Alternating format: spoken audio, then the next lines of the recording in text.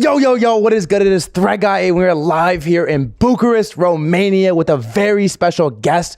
We got Andrew Tate, aka the Top G, on the podcast. Andrew, why did you come on this podcast? Well, I thought it would be nice to introduce myself to the crypto world. Of course, they already know who I am. Of course. There's some people who convinced me it was a good idea. There's some people who said you should talk to him. Yeah. I said I'm very busy. So I have people. I'm not sure I should. Yeah. But here I am. Then I was shown all of your stupid tweets, and then I saw you retweet more stupid things. And then I'll be honest with you, I got my impression that I built of you in my head is that you're just a kid who doesn't really understand the world very well. What do you think now? You don't really know me yet. I'll re-ask it at the end. And then I thought, well, he's already here. I'll go talk to him. If he annoys me, I'll just leave. So here I am. Well, I appreciate you coming on. No problem. I'll say this. You have a very respectful team, and you were very respectful of me too. I think you should go through life with respect. Yeah. I think one of the biggest problems we have in the world today is too many people have just become comfortable with being idiots. You talked about rage bait. Yeah. 99% of streamers are idiots. They're running around insulting and abusing and pranking innocent people and playing stupid games and insulting people they don't know. I don't find any of that funny. I don't think any of that's appealing in any way. When I see these idiot streamers running up to innocent people and scaring them or insulting other people they barely know for views or all of these kind of things, I think it's extremely infantile. And I think that not too long ago in the world, it would get you hurt. And I go through the world with respect as much as possible. I try not to disrespect people because I understand where I'm from. If you disrespect people, real bad things can happen. So I'm not the kind of person who's going to sit on Twitter and just insult random people. I think that's stupid. Even if they can't find me, even if they can't get to me, even if they don't have the capability, I think God himself is watching. And I don't think God likes people who do that kind of thing. I think that you pay the price one way or another if you're going to go through life and be that kind of person. You should be respectful to everybody. I'd be respectful right up to the point I hit somebody in the face. Why wouldn't I be? That's just how I am as a person. So I think being respectful is extremely important. I think it's what the world is missing. I think it's especially what the crypto community is missing. Interesting. I think the entire world is missing respect. I think there's a lot of people with a few followers and a big mouth who perhaps because they live in a failed state like California and they live in a failed city like LA, they just go through life and they do a bit of drugs and their friends do a bit of drugs. I don't do drugs. Everyone just talks constant shit and nobody has any honor or respect anymore. And there's crack addicts everywhere and houses get robbed and rappers get shot and nothing matters. You just run your mouth, right? But if you live in other areas of the world, if you lived in Moscow or Bucharest and you were the kind of person to just talk shit on Twitter, you'd pay the price for that. You have to be a lot more careful in other places in the world. I mean, maybe if you want me to stay in Bucharest, I could stay a little bit. You're not invited to stay. Let me, you know what my favorite term of yours is? It's karmic repercussions. We've been saying that all week. Karmic retribution. Karmic retribution. I see. Maybe it's not my favorite. Repercussions works. It works. It's just. I just like word, retribution more. You could fill it in there. Yeah. Should we get the coffee? Yeah, let's get coffee. Why not? Let me grab it. I'll grab it for you. We'll put it on hold real quick. It's hot. Should be. Thanks, friend. Appreciate that. Thank you. Be careful. Thank you. I'll keep them Poisoned? No, I hope not. Well, I'll drink it first if you want. well, we'll find out. Yeah. I'm hard to kill. What's the closest anyone's ever got to killing you? Is that a weird question? That is a bit of a weird question. I'm not sure how to answer it. I mean, if somebody was competent, I wouldn't know they were up close to killing me until I was dead, right? Have you had a sip of the coffee yet? Exactly. So you have to consider these things. And you have to be paranoid and you have to always think in advance, right? If I were to walk into a room and somebody were to give me $1 million briefcase, I would instantly be worried for my life. Perhaps if you walked in a room and they gave you $1 million briefcase, you'd say, yay, and you'd tweet about it and just walk out to your car like a dummy. That's how you get killed. I'd take the briefcase and I'd look around and see who else is in the room. And then I'd consider, can I get to my car alive? That's the life I've lived, right? We're all a product of the life we've lived. Mm-hmm. So perhaps people have come close. I have had incidents. Yeah. I do carry scars. My finger came off from a knife here. You can see. How did that happen? They sewed back on. They sewed your finger back on? Yeah, you can see it. Yeah, I see it. How did that happen? It's a long story, but I got into an argument with a guy and I have to be careful what I say. And I've never told this story online before. And I'm not going to give any much more detail. But he didn't threaten me. He just stopped replying. And then it was about a week later when I was walking through a car park. Really? Yeah. That's how the real world works. All this big talk tough and tweets and internet tough guy, all this shit is not real. No, because intent in and of itself can be hindered by your own mouth, right? If you have genuine intention, the last thing you're gonna do is destroy the element of surprise. If my intention was to genuinely hurt you, I would never sit here and say I'm gonna hurt you. I'd come to a podcast.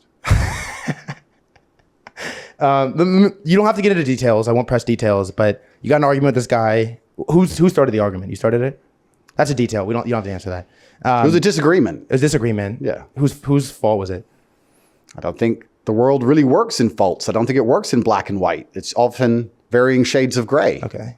There's no good team in this American infantile idea of good and bad. The fact you live in LA, there's a good guy, there's a bad guy, there's a superhero, there's an evil person who's just trying to conquer the world for no reason and enslave everybody for his ego. And there's a good guy who wants to risk his life to defend. That's not how the world works. Every single war, every single conflict, there's two sides and there's two opposing viewpoints. And some of them are part right and part wrong, which makes the world such an evil place. If it was truthfully good and evil, it'd be far easier to discern which team to be on. But often it's varying shades of gray. Someone is right about a certain element and someone's right about another certain element. And this is why there's such a large disagreement, whether it's a relationship or whether it's a war or whether it's a debt or money or an argument with some guy. This is how it works. It's very often you don't have rights and wrongs. Okay. But then you go deeper down the thing. Then what's right and what's wrong? Okay, what is right and what's wrong? Right and wrong is capability because the victor is always right. The winner is always right. Is that true? Well, of course it is, because all of our narratives we hold are based on the winner writing the history books. Right? We decided who the good guy was because the good guy won the war. A bad guy's never won a war. Well, that's because they're both bad and they're both good. And whoever wins just paints the pictures like they were the good guy and the other person was the bad guy because their narrative reigns supreme. So good guys always win war. So then you say, well, who's right and who's wrong? If he would have killed me, he would have been right. But he didn't. But this is the reality of the world. The reality of the world is the capability for violence. And this is what makes you right. The reason the American empire gets to be right globally around the world, the reason they get to decide what happens on certain issues, the reason they get to choose political leaders for other countries and start wars and end them in a whim is because they can destroy everything. Because they have the capability for violence, that makes them right. So nothing else matters. But if he killed you, but then went to prison, got the death sentence, wouldn't you kind of be painted as right? Well, he wouldn't get the death sentence. Right and weak? He wouldn't get the death sentence in the UK. And I don't think I would be painted as right. Perhaps the world we live in, we often say we see the world as we see ourselves, right? So what you just said is very telling. You're saying that if I was murdered, I would be seen as right. Because what you're thinking is that if someone murdered me, people would have sympathy for me and I'd be seen as correct and right, potentially. Whereas I see things the other way. Okay. I see the world the way I see myself. And if I got murdered, I'd be seen as wrong. He would tell everybody there was a disagreement over X amount of money. He had to go and now he's gone. And everyone would agree with him. Well, he should have paid you then or whatever. So it's your view is based on your position and yourself and your mind. In my world experience, I think that if you lose, nobody really has sympathy for you and nobody thinks you're right. I think if you lose, you just lost. And the person who wins gets to paint the narrative ultimately and completely. That's how I think the world works. He would have been absolutely right if I bled to death. Then he would be right. Just to finish it, I'll stop asking about it. You have a disagreement. The guy stopped texting you back. You think you're all fine and dandy. I didn't think it was fine. I never thought it was fine. But he didn't threaten me. But he didn't threaten you, so you kind of just like felt weird, like had like a weird vibe. Like so you're just like I understand the world. Okay. But I have to live my life. And so you're like in a parking garage kind of thing, alone. It's nighttime, I'm assuming. Yeah. You're alone, you're walking to your car, and what happens? Some like big dude just like approaches you with a knife or like catches you off guard. You open your car, he's in the passenger seat. Like, what was the vibe? Well, this incident was never formally reported, and I need to be careful how I answer these questions. Valid. But I carry the scar, and I think you can work it out. No, it's okay. It's hard hard to miss the scar. Yeah, you can do the rest of the math yourself. Yeah. But I didn't die. Okay. So he wasn't correct. If I had died, I would have been wrong. I appreciate you sharing that with me. Let me ask you this: how much of like Andrew's actual life do you share on these podcast interviews versus what percentage of like your best stories do you think you've shared? Half, maybe. Half. We're going to get that to 51 today. But all right, here's a real one for you. We got a bunch of stuff to talk about. We'll get into it, I promise. I'm a little scattered. I get all over the place a little bit. Let me ask you this. You do a decent amount of podcasts and interviews. There's a lot of people that want to interview. I'm sure you get a million requests a day. A fair amount of them turn into Andrew Tate hit pieces. And I'm sure that they don't. Do they? Which ones? A decent amount. But like Vice and some of these Vice. Yeah. Right? That was a classic one. Yeah. I watched it in preparation for this. Didn't prepare me at all, but I did watch it. Yeah. Most of it. The ending was a little like not great. Well, they're a bunch of liberal dorks, right? They're all LA, Vice is watched. LA crew. Vice is watched. They are LA, aren't they? That's Miami, I think. Is it? I don't know. I don't know with this cesspit of leftism, this whole destroying the West garbage comes from. How do you like decide who you let interview you and not? You know the great thing about being rich? Yeah, what is that? You can just make it up as you go along. Really? It's one of the best things about being rich. You don't need to have a system, and you don't need to really have a reason to do anything. I didn't have a reason to do this. I didn't have a financial motivation. I just thought, oh yeah, definitely not. If I finished court today, I could have just turned around and just not come. You probably had a long day. Yeah, I could have just, I can leave now. I mean, I can do whatever I want, right? So sometimes I say yes to things and I don't really need a reason, because if you work out the reason for everything in life, the magic is destroyed. Have you ever had a girl you're truly in love with and you love her with all your heart? If you sit down and think, why do I love her so much? You can start to name the reasons and you'll name the positive reasons. But if you do it long enough and if you're a professional and you're trying to be compendious, you're going to end up naming all the negatives as well. You're going to name all the positives, you're going to name all the negatives, you're going to analyze them all, and you're going to work it out that you're spending all this money and her tits are fake anyway. And you're not going to love her anymore. If you analyze it too heavily, the magic is gone. So maybe the magic of life is me just doing whatever I feel like because I have endless money. And I don't need a reason to do anything. Sometimes I talk to haters. Sometimes I talk to guys who like me. Sometimes I talk to small channels. Sometimes I talk to the biggest channels in the world. You emphasize that small channel is a little bit too heavy right there for me. Well, I mean, you're not the smallest I've ever spoken to. I'm sure you've probably heard this from a girl or something. You're not the smallest. But you know, you're not the biggest either. Let me ask you this: does size matter? I don't know. You from LA. You're gonna have to tell me. This is more your domain. But I just do whatever I feel like. And I like that. Yeah, I can do whatever I want. I do like that. You said love. So have you ever been in love? Of course. The world is love.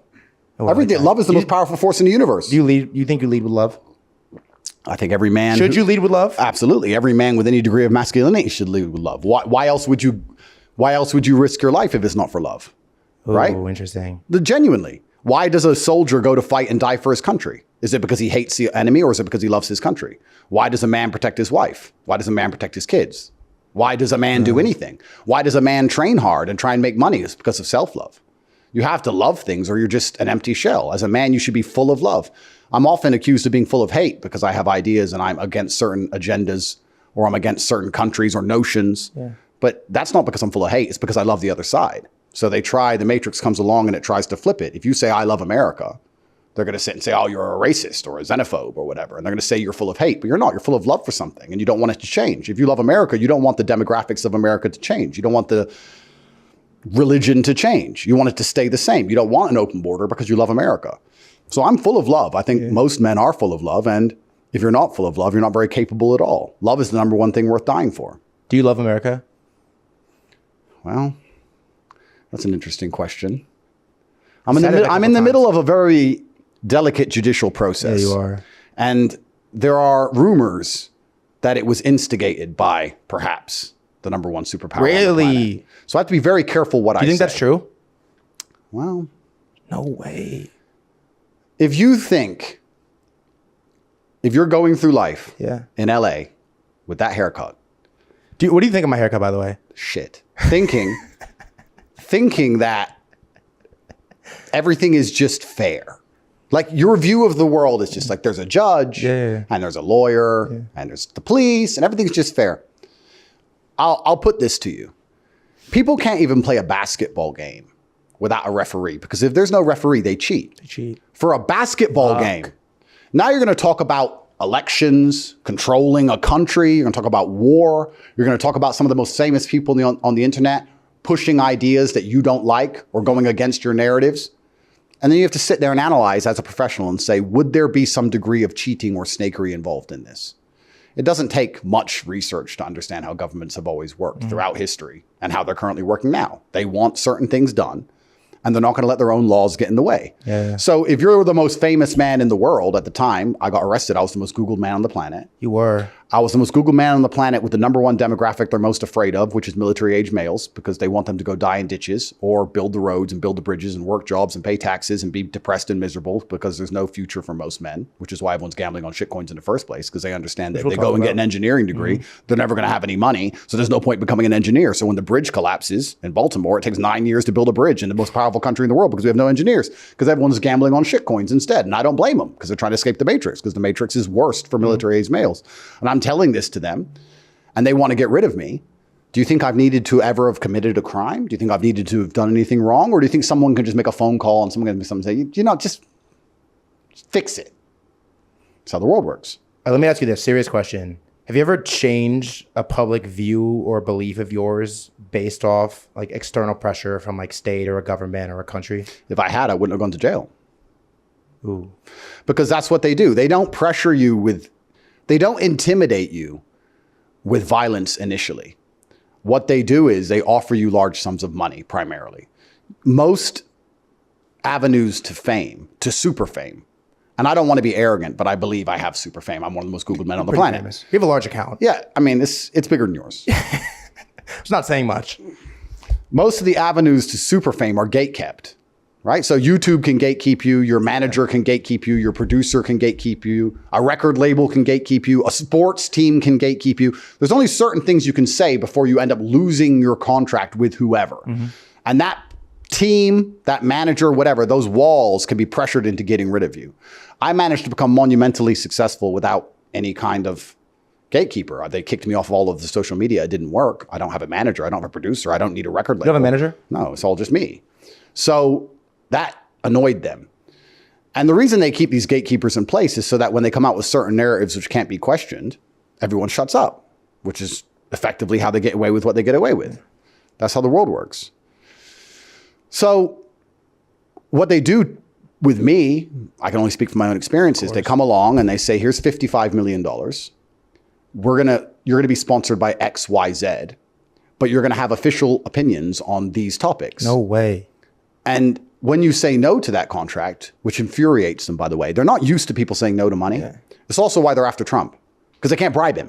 He's 70 something and he's rich. You can't bribe him with money. He doesn't care. Yeah. And that annoys them because especially when weak people become rich, when strong people become rich, they understand the realities of the world. But when weak people become rich, like crypto dorks, they think that money is everything and they think they can buy everyone. And when they find someone they can't buy, they get very angry. Yeah. So when you turn these contracts down, they get very angry and they start to say things like, well, you know, you're very famous and you've had a long and interesting past, Andrew, and you might need important friends one day. This kind of veiled bullshit. Wow. And you ignore them and then you get arrested and you go to jail.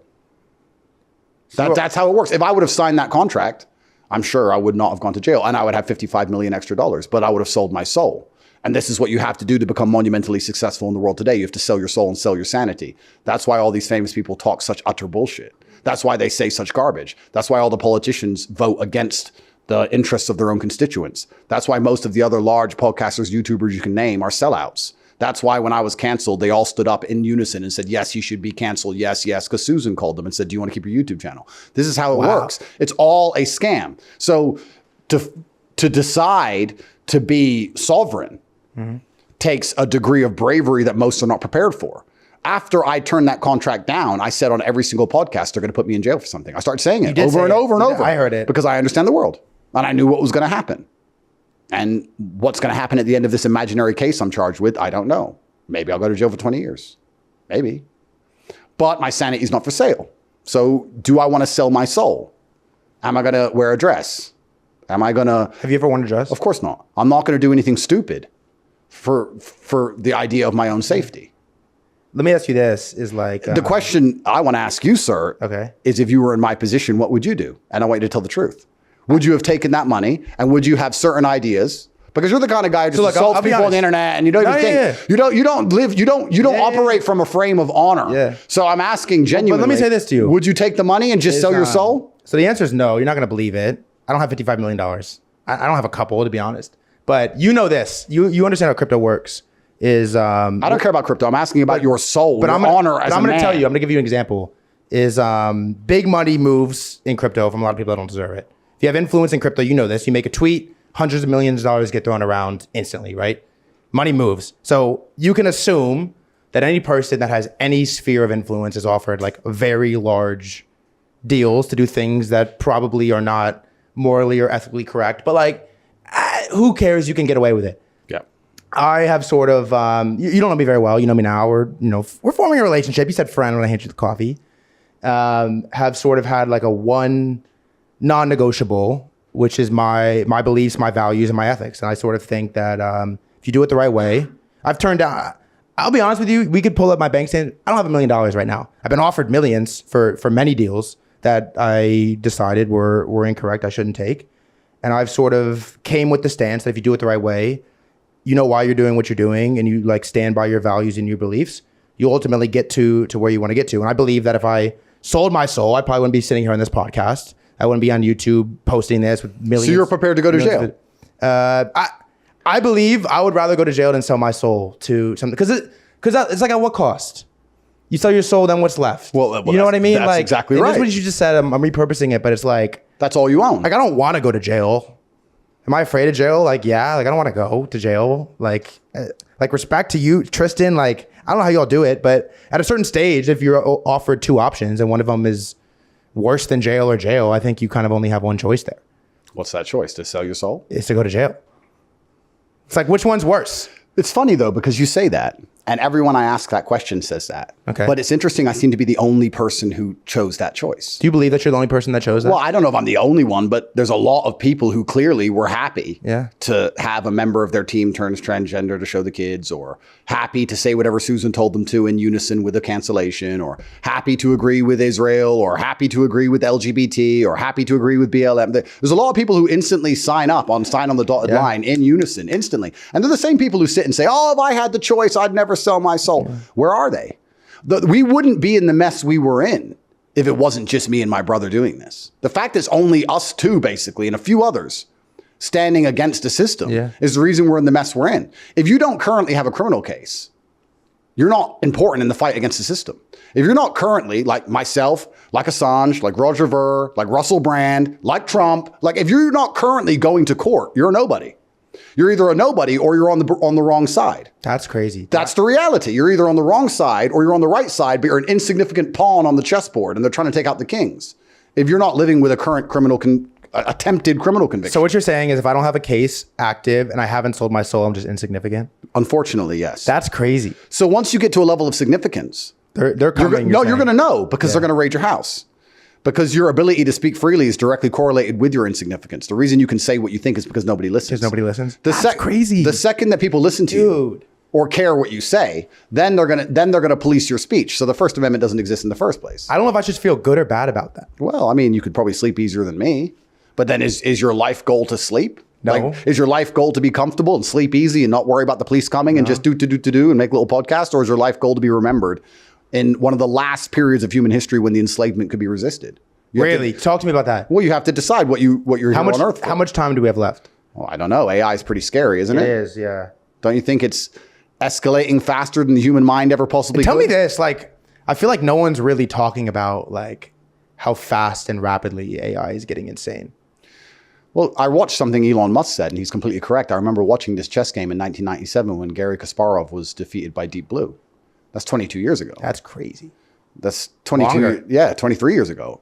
That the best computer destroyed the humans. That's right. And that's chess, which is supposed to be the pinnacle of, like, our phones can destroy the best chess master in the world now. Yeah. So we're going to enter a brand new era. It's going to be interesting because typically as kings and empires fall, new kings and new empires take over. So what happened in days of old when the British Empire fell, the American Empire took over. Yeah. So you'd have a human who was fallible. And when his empire falls, all his ideals and his morals and his religion falls with him. Perhaps his race, his ethnicity, everything falls with him. And a new king comes. The Ottomans can conquer Romania. They have attempted many times. And then Islam is the primary religion. And they have a new capital, and things change. But now we're going to be entering a very interesting state of humanity where as the empire falls, it's going to be replaced with technology. So I don't know what that's going to look like, because I believe that instead of a country losing its global influence and a king falling and military power waning, we're going to have some new man in charge. We're going to have the old man in charge, but he's not really in charge. And there's a server somewhere in a mountainside which knows everyone you've ever spoken to and everything you've ever said and everywhere you ever go. And it controls your money and it controls everything else. And you're just a pawn in the machine. Are you scared of that? I don't operate from a frame of fear, so I don't operate with the idea. What does scare you? Like, do you? Well, scared is not a mental frame I subscribe to. So it's not about afraid. Yeah. It's about understanding that every single government on earth wants as much power over its citizens as possible. And you can look at it from the idea of them being purely evil, or you can understand that individual liberty is not always good for the government, right? If you have an ant farm, what's good for the ant farm doesn't always have to be good for the individual ant. Perhaps that individual ant needs to die for the ant farm. So you have to decide, do you build a society which is based on the good of the ant farm or based on the good of the ant? Well, this is the big, great deception because the government is trying to pretend it cares about each individual ant, but really it cares about the ant farm. Because it can't care about the individual. Of course, because it has to care about the ant farm. So when you talk about these things, why do governments want endless control? Well, because it's good for the ant farm. It'd be very good for the farm if they understood everything about every single citizen and could control every single citizen and make sure they all do what they're supposed to do. That would be fantastic for the economy. But then you also understand that power corrupts and absolute power corrupts absolutely, and they're going to use it for their own personal gain and enslave humanity, which is what humans are naturally inclined to do. And they're going to have technological help. So we're entering a very interesting stage in the evolution of history.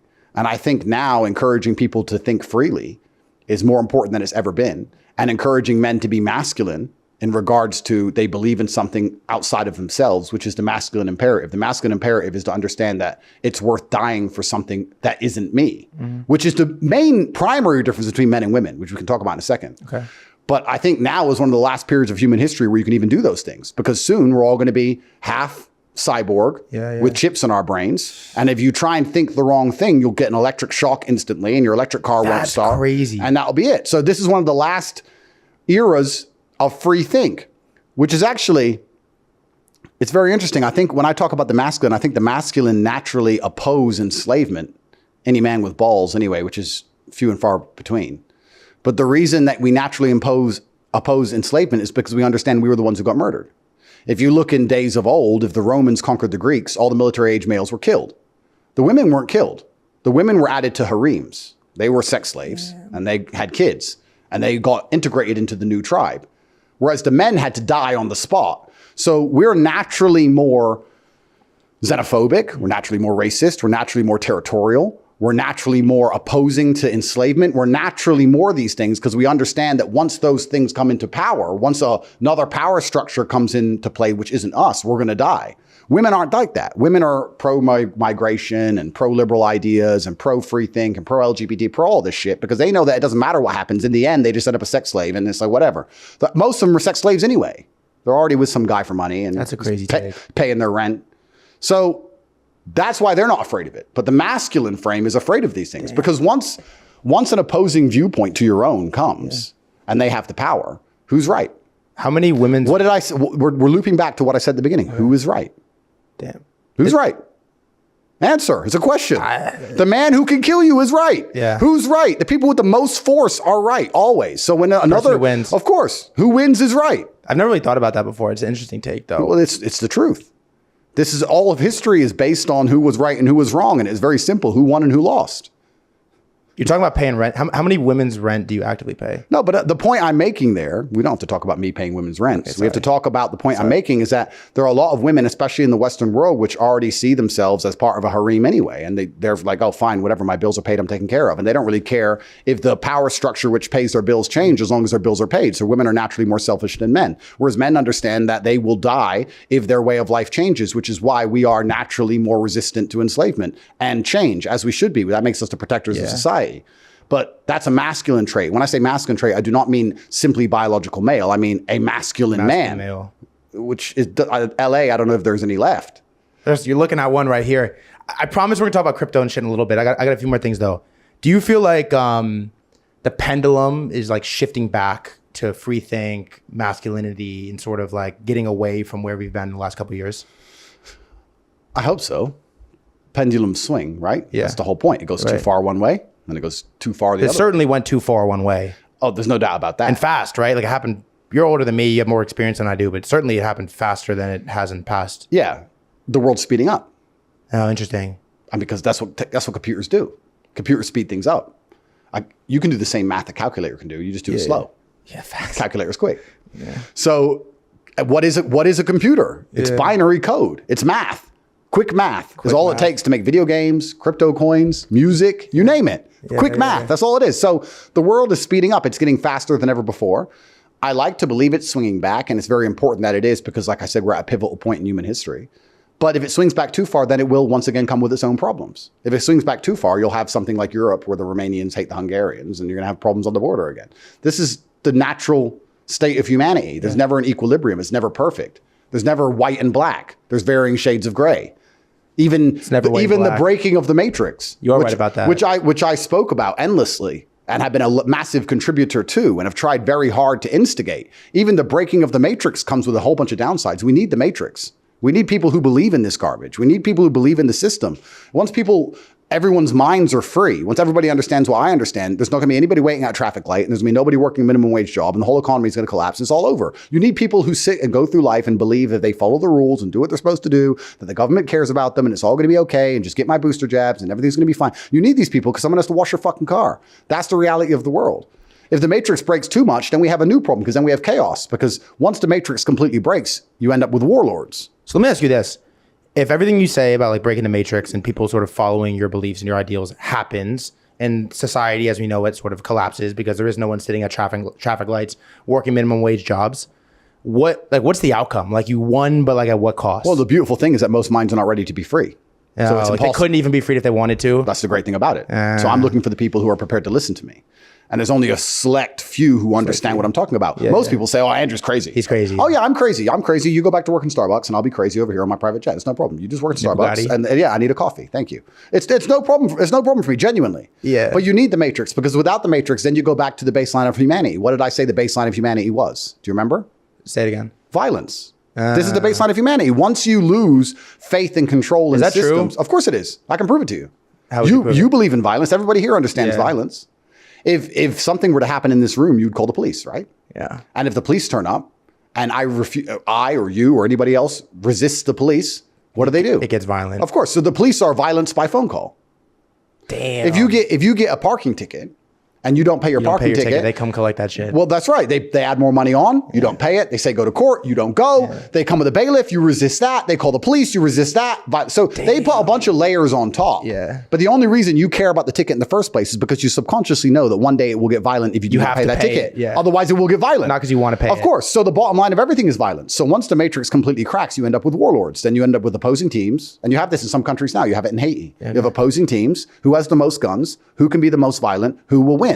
And who is right and who is wrong will be decided by the dead bodies on the street. Who wins. That's the bottom line of it. So the Matrix is, in and of itself, although it can be negative and although they're using a bunch of false versions of reality and they're purporting it into people's minds, I understand very well why they're doing it. Because what they're trying to do is put enough layers of fluff and garbage on top of the violence that most people, like yourself, don't even realize they're living in a world which is governed by violence. That's crazy. You are governed and controlled by violence, and you don't realize it because you think it's all about parking tickets and fines and probation and all this garbage is just, please don't make us get violent. Yeah. That's all it is. So the Matrix is built on top of that. And for people to still believe in that keeps a lot of humanity sane. If nobody believed in any of this anymore, then it would literally just be a free-for-all. So you do need people who are afraid to run the red light because they're worried about the ticket. You need these things. I don't want the Matrix to break, absolutely. However, I didn't like the fact that we were living in a world where they could force everybody to get an injection for the common cold, and that injection was poisonous, and nobody could see their families. Yeah. That's when I started speaking out against the Matrix. Was that the turning point? I've known all these things for a very long time. The only reason I decided to start speaking out and become so notable and so well known is because when I saw the COVID shit, I said, that's enough. Wait, so the COVID vaccine was the turning point for Andrew Tate being very public with your beliefs and your ideals? COVID was a difficult period for me. Yeah. Where were you for COVID? Everywhere. Everywhere. Which is so interesting because everyone says, oh, I had to get it. I couldn't travel. No, you're a pussy. You're a bitch and you pussied out. Are you vaccinated? Don't lie to me. No. Don't lie. No. Don't lie. I did not get the prick. Didn't go to college. Didn't need it for college. Dropped out of college. I sense didn't lies. have nothing. Someone check this out. Didn't have nothing. Point is, I traveled the entire world the entire time. I just turned up to airports. And what happened? Said I had to get on. I lived there. Let me on. Really? Argued with low-income fucking airport staff. They didn't even know the rules. They change so often. That's crazy. I traveled the entire world. Then I started flying private. I even before that, even though I had money, I thought flying private was a waste of money. Then I just started flying private so I didn't have to wear a You mask. started flying private during that? Of course, yeah. I just got a jet and just flew all over the world. I went, and then it's very interesting because I actually bought my Bugatti during COVID. You didn't have one before that? No, I was sitting in Germany at a Bugatti track day. We did a track day with all the cars. Yeah. And you made your order. I was making my order that day. And we did a track day. It was me and there was some guy from Holland who owns a bunch of malls, shopping malls or something. There was, of course, a few Arab guys. There was a Russian guy who didn't speak to anybody. There's whatever. We're all sitting there. The billionaires. I was the poorest man in the room. Nobody's wearing a mask. Everyone managed to fly in from different countries. None of the big guys have to wear a mask. I'm not wearing a mask. No one's wearing a mask. Yeah. And no one gave a fuck. Oh, but it's funny. But the second you get out back in the real world, you want to go into a supermarket. Like, a mask. Poor people. Slave minds. The brokies. The poor people. It was very upsetting to me, COVID, because I was like, this is how most people are living their lives. They're believing everything they are told. And they do not question anything. They don't believe their own eyes. They don't believe their own ears. They're literally slave-minded. And when I started speaking up against COVID, I realized that people are slave-minded about everything. Nobody understands the realities of this earth. And then I became monumentally successful and powerful. And then I said to Tristan, we have a problem. Tristan and I had a conversation about this specifically. We were sitting at a mansion in Dubai. There was 30 girls in the pool. We had fresh watermelon and staff and a big fat cigar. And we're sitting in this $100 million mansion. Bugatti's outside. I bought a McLaren for a video. And there's all these cars outside.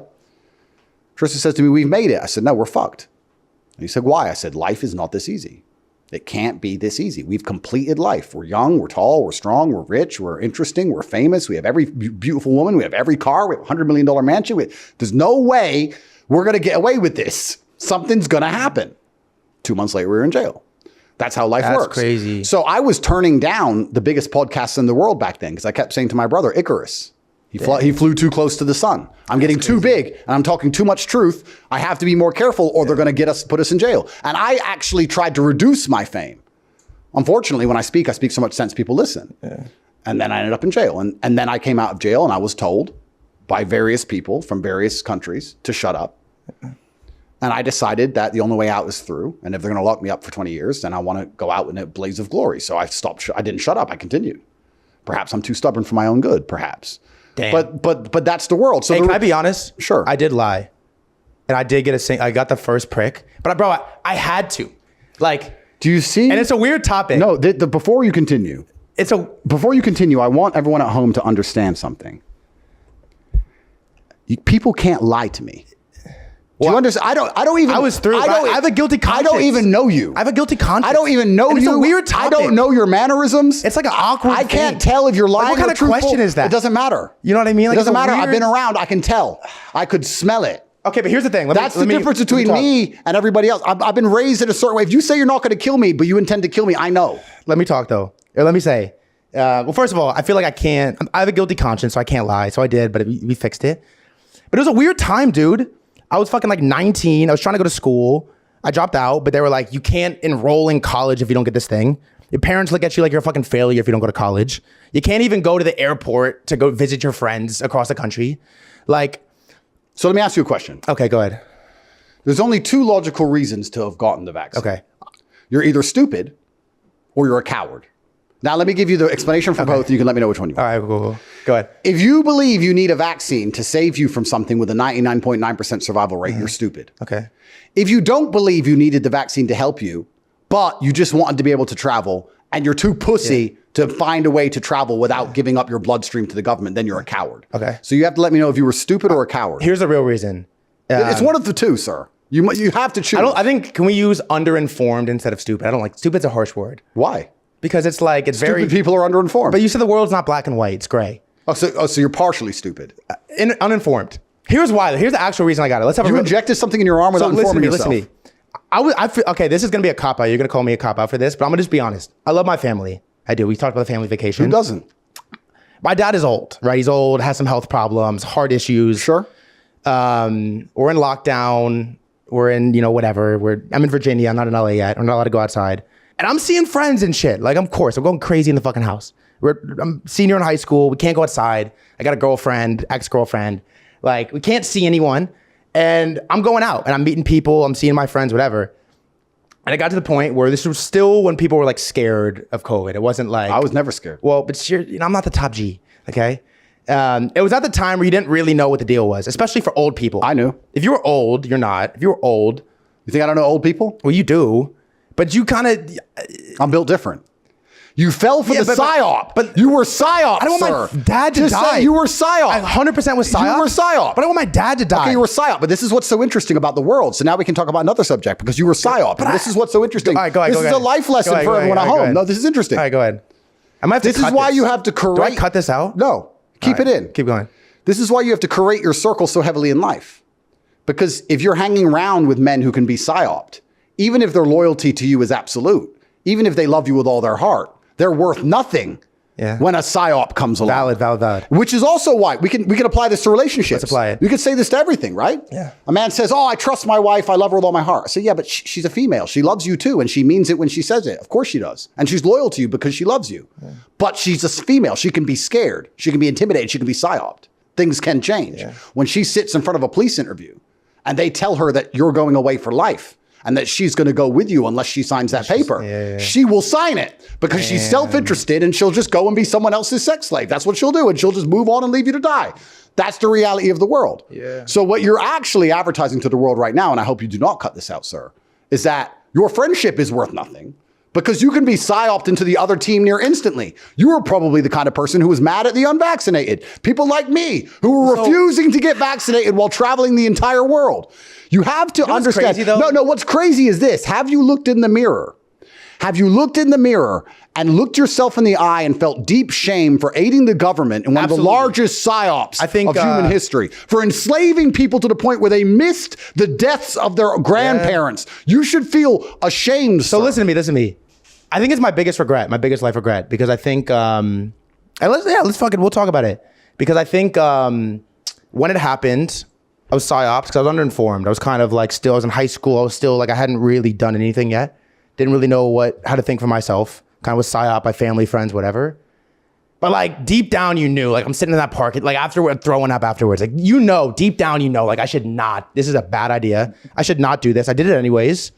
And I think it was important though. Like it was an important character development. Well, what lessons have you learned? Let's talk about it. The lesson that I think I learned how to think for myself afterwards. Yep. Because I think I walked out of that place and I knew, you know when you do something wrong, whether it's present in that moment or not, you know. Like I have a guilty conscience. I have a really strong gut feeling. And I walked out of that shit and I was like, I just fucked up, like bad. I know this is wrong. I know I had the fucking disease before I got the shot. I was fine. I had a fever for 2 days. I was fine. I walked out of that place and I knew I did a bad thing. But I knew I did a bad thing because it was like a lack of like knowledge. Like I didn't take the time, because here's the reality of it. I didn't want my father to die. I was definitely persuaded heavily to get this thing. But at the same time, like if it was a matter of life or death, I could have not done it, right? This is be real. I'm being honest. I could have. Of course. So I think I left that. And it's funny because right around the time that happened was when I dropped out of college, came on crypto Twitter, started making some money, started doing podcasts, doing spaces, thinking for myself, like working, actually trying to level up and improve myself. I think like that was like a specific moment that I could point to where you sort of like look in the mirror and you were like, you are like not good enough. You were incompetent. Like you need to figure it the fuck out like right now because this just happened. It's your fault. You can't really blame mom. You can't really blame. At first I did. I'm like, Mom, you made me do this. But she didn't really. She cares about her husband too. Of course. Well, you took responsibility, so you learned about that. I did. I took responsibility for it. That's good. It was no one else's decision but mine. Yep. And I think like that was like the moment. Like if we looked at like a timetable of my life, there's like a moment where I'm, this whatever I'm doing, what I'm doing, and then you like break out of the matrix, whatever it is. Well, that's fantastic. And that was like the moment where my life changed. Well, undeniably. That's fantastic. Undeniably. Good. So it happened. I can't take it back. It's a weird topic. I don't like saying it because it's like a weird, especially now. Is it because you have like 10 years left? Is that why? Potentially, or I'm infertile. But I will say, and we can move on from it now, but I will say that was like the moment where I think I like looked in the mirror and I'm like, there's no one coming to save you but you. There's no one that's going to figure it out for you but you. And there's no one that cares about you like you care about you. And you either like figure it the fuck out right now, or you're going to sort of just be stuck in this like feather in the wind, this endless loop. It's interesting you say feather in the wind. Before I make this point, can you give me some coffee, baby, please?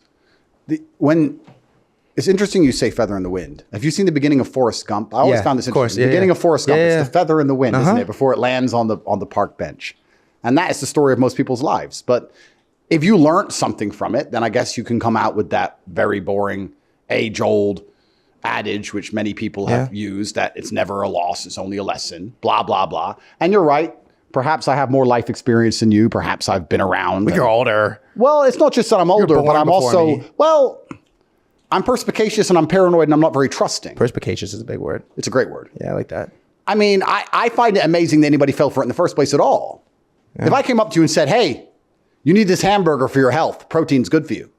You'd say, I'm not really hungry. You need to have it. If you don't have it, you can't leave your house. Like, what the fuck? Eat this fucking burger. Eat this fucking burger now, or your dad'll die. You'll be like, you know what? I don't really trust this burger. Yeah. Why does he want me to eat this burger so bad? Now, perhaps it's just my upbringing. Perhaps I was raised on the streets where I understand nothing is free. You go to the government and you say you have cancer, they don't give a shit. But if you have the common cold, they want to give you 8 injections and will do anything to get it done. Oh, come on, bro. I've been around. I'm not a dumbass. But anyway, I'm glad you admitted it. It's actually no. My tone towards you is going to change. Yeah. Now, well, I'll say this. You admitted you lied.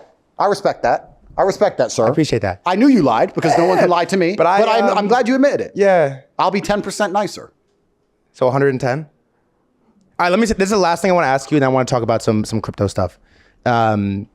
I was listening to a podcast you did not that long ago, and I don't really want to talk about the trial and all of this. Yeah, it's boring. But you had a take that I thought was interesting. I never heard anyone say it before.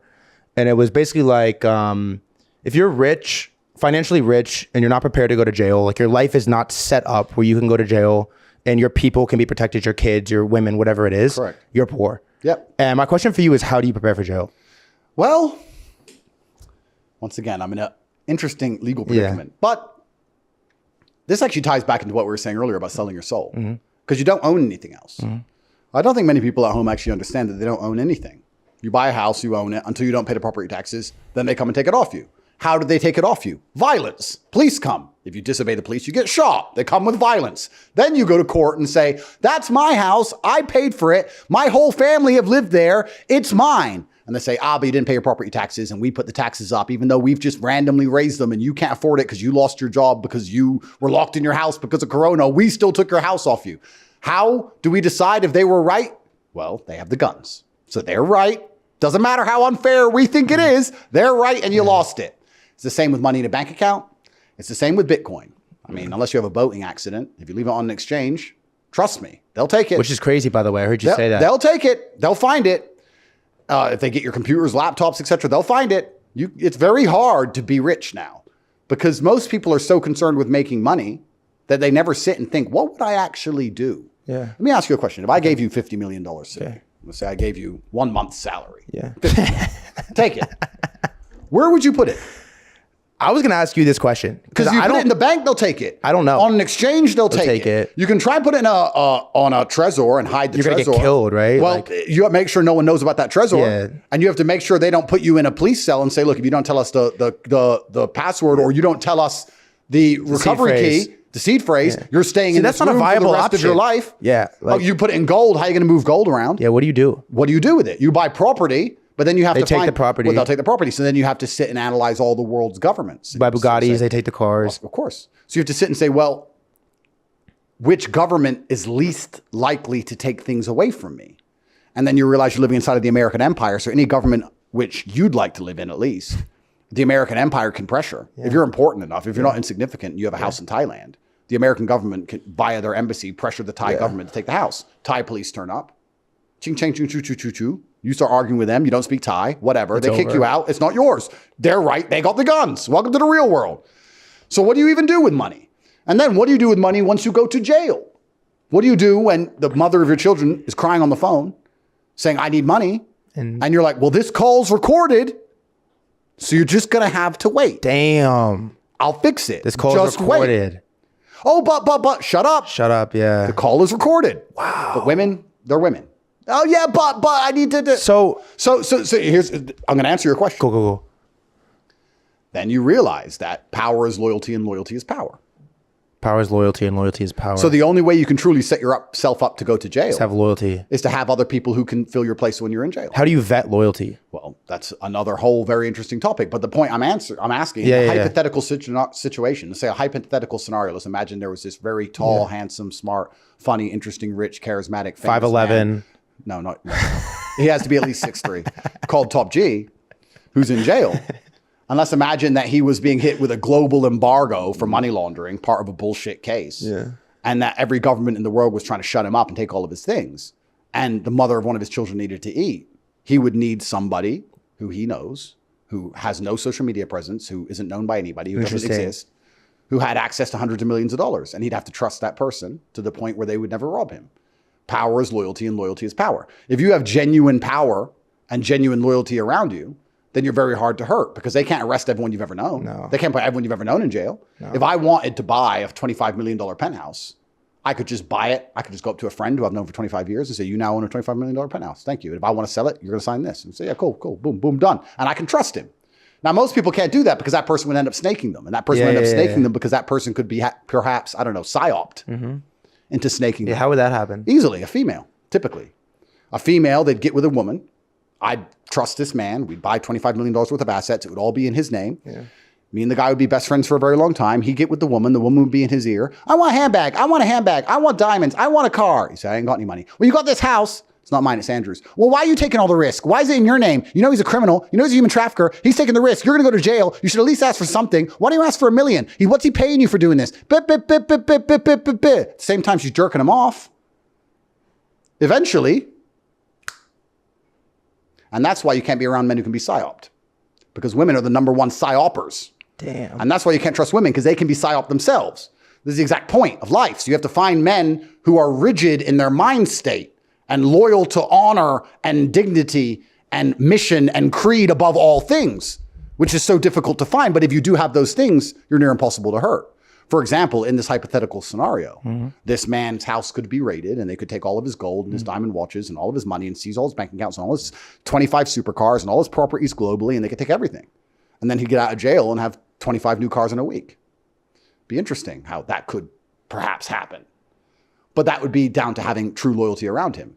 But birds of a feather flock together, right?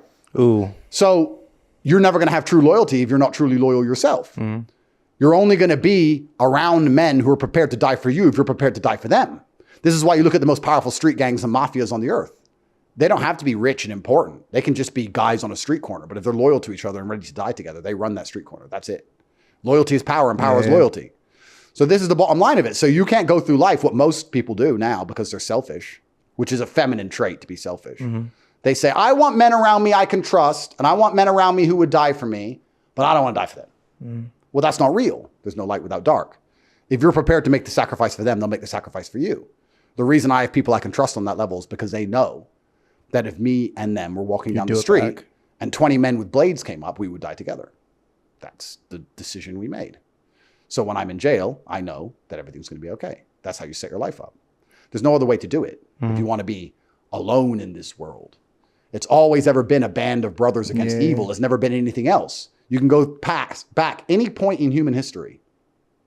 Sooner or later, it got to a point where it was you and your boys, either your gang, your army, your team, whatever, against them and their boys. And whoever was right was the one who won. And that's all it's ever been. It's all it's ever going to be. That's what it comes down to at the end. Whoever's right is the one that won. That's right. And the government's going to come it came for me. If you continue on this path, if you manage to become successful one day, they're going to come for you. And you have to sit down and ask yourself and look in the mirror and say, if they came for me with the full force of the most powerful government on the planet, who would pay my bills? Who would take care of my woman? Who would pay for my kid? Who would do these things? And you have to ask yourself that question. Would you do it for me? The problem is, sir, I don't know if you'd ever do it for me. Oh, interesting. So this is what I'm saying. Yeah. Sure, I'm the kind of guy, you could give me your meager income and I wouldn't notice. I could put it in some fucking account and it's cigar money. It's nothing. And I'd take care of your family because I'm a nice man. But would I do it knowing you'd never return the favor? I'm not sure because I'm also not an idiot. So you have to find somebody you're prepared to suffer for them to suffer for you. This is how the world works. So it's impossible to be rich and a lone wolf. It's impossible to be much and be a lone wolf. This whole idea of Rambo, like you see in the movies, that one guy. It's a cool movie. Well, it's a cool movie, and Rambo's the man. Yeah, Rambo's lit. He's the man. Yeah. But one guy doesn't win. Yeah. It doesn't matter how capable you are. I'm a retired 4-time kickboxing world champion, but if 50 men attack me, it might be close. This is how it works in life. People don't have to be that special in numbers. So if you have a group of 100 men, even if you're looking at something, we can apply it to crypto because it's a crypto podcast, and you like the word perspicacity. So yes, that's a great word. So let's use it. Your perspicacity is amplified. It's 5? It's amplified. Yeah. Perspicacity is amplified by the number of people who are all looking for the same thing. Look at lemmings, right? They all look in different directions for the herd. Most people are lemmings. Most people are not lions. I'm a lion, let's say. I still have a pride, right? But lemmings need people more than anything. If you're a normal person, the number one thing you need is brotherhood. Because you're a fucking lemming. You don't stand a chance. You need a bunch of people looking in different directions and trying to check which crypto coins coming, which vaccine they're going to make me take. Because you're a little dumbass. You haven't even got any weapons. You're a total nobody. Yeah. So if you think you're going to get through this world by yourself, you don't stand a chance, because even enough hyenas can kill a lion when it's on its own. This is the reality of the world. So you need to have brotherhood. Brotherhood is everything. It's always been everything. Brotherhood has been the basis of my life with my brother, my biological brother, and my best friends. I still live with my best friends to this day. I've had women try and psyop me out of it. Why do you live with your friends? Because they can fight and I can trust them. Why do you want me to live with you? So I can buy you shit. Is that it? Oh, you want to sit and watch TV and me buy you gifts? Is that what you think that's appealing to me? And I can sit around dealing with you? No, that's not appealing to me on any level. They can fight and I can trust them. In any scenario, police raid, Albanian raid, Serbians raid, whoever comes with the AKs, we're all ready to die. You'd just be screaming and running the opposite direction, you're no use to me in the brutal realities of the world. I don't want to live with you. I want to live with them. It is a brutal reality. And that's the reality of the world. You're always going to be more competitive with brotherhood on your side. You're never going to be competitive as a lone wolf. It doesn't matter how good you are. You'll just be outnumbered and destroyed. So absolutely, you can't be rich without brotherhood. More interestingly, you can't be poor without brotherhood. How the fuck are you going to be a brokey without brotherhood? That's even worse. Yeah, low key. Well, there's strength in numbers, right? You can go to the poorest countries in the world. They have the most kids. Why? Because one of them might make some money. If they all beg, we'll have some money.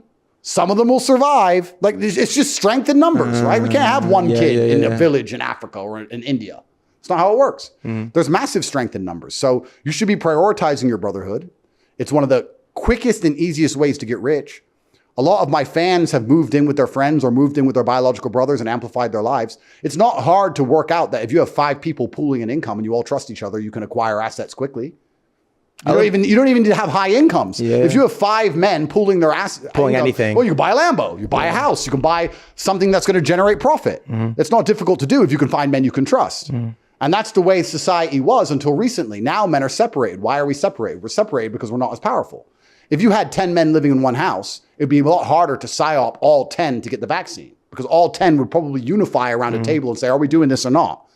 If you have one guy, it's easier. One guy with a chick, even easier. It's even easier to get him because his woman's like, just do it. No, just do it for the grandma. Oh, okay. Men in groups are scary to the establishment because men in groups were resilient. Men in groups are, to a degree, I wouldn't say confrontational, but I would say that consequences seem a lot less real when you're with your boys. You go out drinking, you go out, you get in a fight, you don't care. You're with the guys. You're like it's something that we've evolved with for when we're supposed to go to war. Shoot us then. Fuck you. It's just inside of us. So they don't want us to be that way. So that's why they deliberately attack the idea of brotherhood constantly. They don't like the idea of brotherhood. They'll call it gay, or they'll say it's homo, or men shouldn't do that. You should live with your chick, and your chick's crying, I want a new car, I want a new car. And men just get dragged away from it. And this is a Western world phenomenon. It doesn't happen in other countries. I'll give you an example.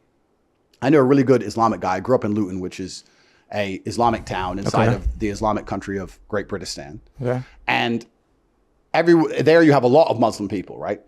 And there was a Muslim guy I knew, and he worked in a chicken and chip shop, a fast food restaurant. He drove a Ferrari. So how do you drive a Ferrari working in a fast food restaurant? He said, well, I have 5 brothers, and we all pool our incomes, and we all live in one house. So, okay, well, are you married? He goes, yeah, all our wives live in the house, and they cook and they clean. They're all in the house cooking and cleaning, and us 5 guys are all out making money. We put our money together. We bought the house. We bought a second house. We bought this Ferrari. We bought that 3rd house. And they all had very normal jobs. That's the Islamic mindset, right? Those guys were from Bangladesh. You find a Western guy. He grows up in his family home, and then he gets a girlfriend, and he wants to live with his girlfriend. So he disappears with his girlfriend. And then he's paying all the bills. His girlfriend doesn't want to work. She's on Instagram. She needs to get likes. She's a supermodel, of course. So she's getting Instagram likes. He's paying all the bills, paying rent, paying utilities, has to get a nice car to impress her, gets in debt for the car. Then his brother does the same thing in another direction. So now you got these 2 white young men paying rent to Bangladeshis, paying all their rent up, getting in debt, trying to impress women they're not even going to marry, sitting there in an endless debt spiral because their brotherhood's been destroyed. If those 2 men were to move in together and work together to own an asset, things would be different. So brotherhood is the bottom line to most things, and most cultures still understand this. It's one of the biggest ailments with the West is that we've forgotten this point. It's not about being rich or poor. It's about being a man as a whole. Brotherhood is everything. This is what we're designed, biologically evolved to be. You have, let me ask you another question, because you live in LA, and it's very interesting. You been to LA? I've been to LA, unfortunately. Do you like it? No. If you got in trouble, would you call your girlfriend? Probably call my roommates. You'd call your boys. Yeah. That's who you call, right? Like, what would you call your girl for? It'll be okay. She would get a call. I mean, you'd let her know you're fine, but you wouldn't say, get down here now. I mean, I hope not. I don't know, you're from LA, maybe. I don't know how it works over there. I don't know, probably. Maybe it's like, in my world, you don't call them when you have trouble because they can't do anything. They can't do anything. They can either say it's going to be fine when they have no idea whether it's going to be fine or not, or they can get panicked and scared themselves and add to the trouble. That's it. All my trouble, I tell my brother or I tell my guys. They know my trouble, not some chick. She can't do anything. So brotherhood is everything. If you got in real trouble, you'd call the boys. If you couldn't call the cops. And if you call the cops, you want men to come. A whole bunch of blonde chicks turn up. You're like, where's the dudes with the guns? Where's the machine gun? That's the reality. What's the bottom line? What's the true bottom line of reality and of humanity, of this civility we live under? What's the bottom line? It's a war. It's violence. That's right. Who can be violent? Men. This is the way it works. You ready to talk about crypto? You know, I'm going to be honest with you now. Hi, what do you got? Because you were honest with me. I was. My intention was to sit here and talk about everything besides crypto. Okay. Because I just thought, fuck him. Yeah. And fuck his crypto questions. Yeah. You know, it's just kind of like, he thinks he's coming here for crypto. And he's written all these little pieces of paper. And I didn't look at it. Yeah, and it's just like, I can talk about whatever the fuck I want. Okay. But since you admitted you lied, I may permit you a few crypto. You give me a few ones? A few. Was that a deck screener link? You're looking at that daddy chart right now? I don't know what it said. What is it? 130 or something. I think it's one of the only coins that are up today. It is. We were talking about it off camera. Built different. Yeah. All right. I got a lot of crypto questions, but we'll ask the important ones because you've... Here's my first question. My biggest question is you've burst onto the scene in the last couple months. It really feels like the last month. The Twitter content has been heavily focused on crypto and on daddy, so on and so forth. My question for you is, you have like very publicly in many podcast interviews, Andrew Tate videos, stated that you will never at any point endorse or launch a crypto coin. And if I'm like remembering correctly, I think there's 3 coins that have been endorsed, and then potentially a 4th, the one that's going to be launched, which we'll talk about, the real world coin. We'll get into that next. My question for you is just like, what changed? Well, there's one person I don't want to make an enemy of. Okay. And that's God. Okay. And God doesn't like the lazy. Lazy people shouldn't ever really be lucky. He doesn't like the lazy. He doesn't like people who don't work hard for things. And my problem with crypto as a whole was not that it made people rich. I've been in crypto for a very long time. I think there's some guys on Twitter who did an expose of me, and they found some tweets on my old account where I had Pancake at less than $1, and I made... I've seen the burner. Yeah, I made a bunch of millions on Pancake, and I've been in Bitcoin since 3000, and blah, blah, blah, blah. So I have hundreds of millions of crypto, but my problem is not crypto as a whole. I actually love crypto as an asset, and I love crypto as a utility. If I spend large sums of money, I love doing it in crypto. It's much easier in the bank, especially in my current situation. My problem with crypto is that it instigated a culture which I didn't like. I didn't like the crypto culture as a whole, because the culture was based on getting in early, which, I mean, I guess you could argue is a skill, but to a degree is luck. Gambling, rug pulls, staying anon, hiding like a little coward in a hole, like a little bitch, and just being a degen, laughing about how you're a retard. And the whole culture was just based on infantile, asinine. The whole thing aggravated me, because typically in the real world, if you want to get rich, it's nearly impossible to get rich without learning lessons along the way, right? If you want to make millions of dollars in the real world, sooner or later, you're going to have to get staff, which means you have to learn to manage people and motivate people. You're going to learn how to fire people, how to hire people, how to tell if someone's lying to you about a vaccine. You're going to be able to learn things about tax code. You're going to be able to learn things about, no, it's true. You're going to end up needing an office. You're going to have to learn about real estate and leasing. Then you're going to need to learn about how to sell a company and present a company, or perhaps go to a bank and obtain finance and do presentations and do sales. You're going to learn all these things along the way, because money doesn't make a man. Money amplifies a man. So if you're a smart person with money, you become very smart. If you're an idiot with money, you become a real big idiot. Yeah. If you're a G with money, you become the top G. So if you learn things along the way to wealth, the lessons that you learn are amplified by the money. You live a good life. The problem with crypto is there's a bunch of people who would put in $10, pull out 600 grand or 6 million or whatever they do on a shit coin. They've learned nothing along the way. They've improved themselves 0%. They gambled, they pulled it off. But they know so little about life, they don't even take that money and reinvest it in themselves. They don't even think, okay, I'm now rich. I need a personal trainer. I need to learn how to fight. I need to learn how to speak. I need to learn how to present. I need to learn. They don't even do that. They just take some more money out and go back to the gambling. They don't learn anything about themselves. So I didn't like that crypto was making people rich without people learning lessons along the way. And that's why the culture was what it was, because the crypto culture before I jumped into it a month ago was a mess. I mean, I jumped into it and people were saying, this guy's got influence. And I'd scroll up and down his page for a fraction of a second and say, he's a fucking loser. Who listens to this guy? Who gives a shit what he thinks? He's a fucking nobody. A bunch of nobodies. And then a bunch of anons, a bunch of thieves, a bunch of snakes. The whole thing was a fucking mess. It was a cesspit. Once I decided I was going to fix it, I decided I had to come up with an idea that allowed people to make money from the things they should make money from, which is hard work, which is dedication.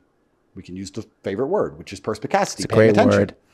People who actually sit down and dedicate themselves to something, and who do the right thing and learn lessons along the way, who aren't anon, who aren't hiding, who aren't trying to rug pull, who aren't trying to snake others, who aren't trying to be deceptive, who aren't trying to get in first to use others as exit liquidity. None of this PvP bullshit, just people doing the right thing. I thought perhaps there's a way that I could revolutionize the industry by instigating a coin that would allow that to be done, which is what the real world coin is going to be. And I've already explained this, I think, on a last show, either yesterday or before. And I'm going to release a very detailed video in the coming days that explains exactly how it's going to work.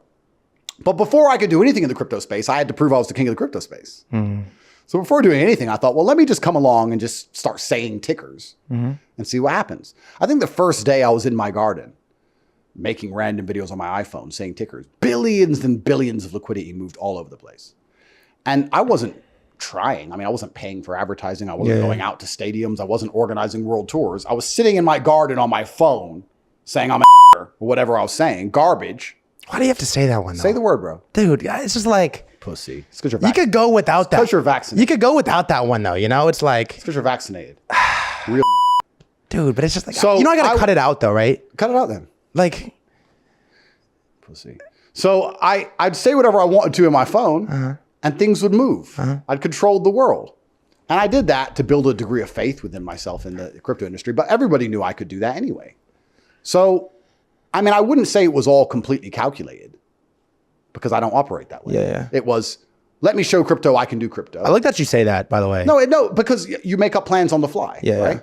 And then you tie them back together on the back end. Let me show crypto that I can do crypto. Okay, now I can do crypto. Now every single tweet I put out is making people rich. If I tweet about something completely unrelated, if I tweet about football, there's some coin linked to that team which pumps. If I tweet about cars, there's a coin for that car that pumps. Every single thing I tweet now is making somebody rich. And I don't want to go against God because God does not want the lazy, anon, loser, disingenuous, rug pulling, scumbag Jeet to get rich. So I said, well, if I have this much power, if crypto is now mine, if I control it in my hands, like Dalsim with his flames, then I'd use my power responsibly.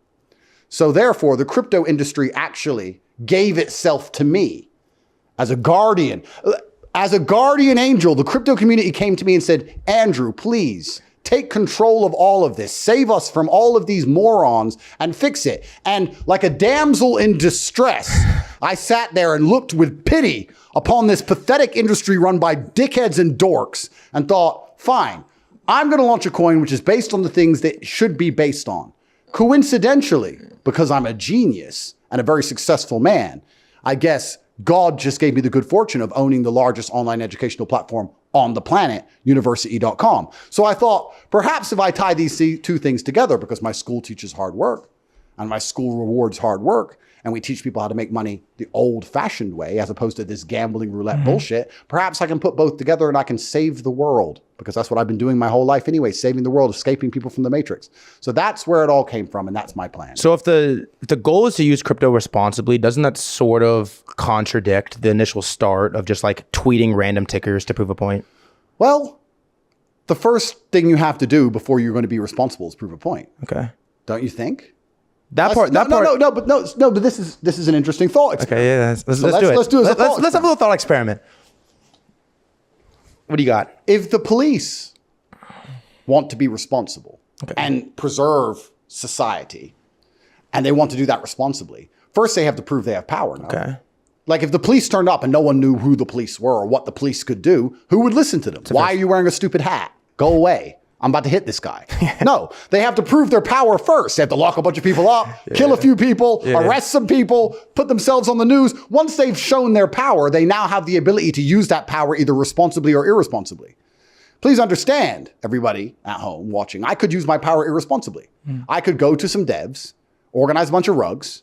I could tweet some things, make a whole ton of money, and just be irresponsible. Couldn't you argue what you did was irresponsible? Well, I mean, I guess now we tie things into intent. Okay. Because what I just described there with the devs and rugging would be intentional. I believe intent matters almost more than outcome. Oh, absolutely. If my intent was to show I had power, which I did, my intent was not to steal anything from anybody. And also the point that up until this day, I've made no money from any of this. I wasn't making money myself. I wasn't pumping things myself. I'm sure there's a whole bunch of blockchain analysts who can analyze all this crap. I already have money. So this wasn't about money for me. So consider I made no money from it and my intent was only to display my power. Of course, some people are going to get rich. Some people are going to lose money. That's what I was doing. But my intent was not to steal. My intent, most people inside the crypto community, I would argue 99.9% of them, if they had my power, would use it to steal. That's what they'd use it for. Anybody in the crypto community, any of these influencers or these other fucking losers and all these names I hear, these nobodies, if any of them had any genuine pull like I did, they would all just steal and rob, which proves my entire point about the industry in the first place, which is why it's such a fucking mess, which is why I've come into it. Why have I come into it to clean it up? Is it because I'm such a philanthropist, such a nice person? Not really. It's because it would make me a legend. It would give me social standing. Don't you think you're already a legend with social standing? Of course I am, but why not? Push further, right? You buy 59 cars and then you buy a 60. What's like the limit? Is there a limit? Of course not. When Alexander the Great was conquering Earth, do you think he stopped? We have Greece and we have Macedonia. Well, you could stop at Earth. What's your Earth? Well, I haven't got all of Earth yet. Yeah, I found this crypto community mess. I'm going to clean that up. Like I cleaned up online education, like I escaped people from the matrix. I'm sure when I'm 55, I'll be fighting something else. This is who I am as a person. I see an opportunity and I see the opportunity for people to sit around and say, you know what that Tate guy did? That was crazy. That's my motivation. I'm not selfless. I'm not doing this because I'm such a nice fucking guy. For sure. I'm doing this so everyone could say, wow, Tate knows what he's doing. That's it. Whether you like me, dislike me, I just want to be right. I want to prove I can do it. Here we are today. Daddy's up 73% in the last 3 days. I waited for the market to dump so that I could pump my coins because I said to my guys, I want one green ticker on the screen. One green, mine. Because I can do it. I can pump it again now. I could tweet something right now and double it. I can do whatever I want. Yeah. I have magic powers. Dalsim. And this is what's so interesting about the magic powers. Okay, talk to me about the magic powers. Because what do you got? Power lies where people believe it lies. Okay. Which is what we were talking about the police. We believe the police have power, so they have Therefore, power. they have power. When I was playing Street Fighter, when I was young as a kid, I was playing, and I was Ken, and Dalsim beat me, the computer. Yep. And the win screen came up. And Dalsim said to me, he said, my flame is but an illusion. It burns you because you believe it is real. Ooh, that's crazy. And I listened to that, and that stuck with me. I was only 7 or 8. That stuck with me my whole life. So everybody at home knows I can pump any coin I want. And everybody at home knows I can make a video or a tweet and change the entire market instantly from my phone. Everybody knows it, and everybody believes it, which makes it true. Which makes it true. This is the situation I'm in. Do I use that responsibly or irresponsibly? Or do I just bow out from the crypto market? I could just bow out and do nothing. But I've been stuck inside this country for 2 years now. I haven't been on a holiday. I'm a little bit bored. So why not? Why wouldn't I?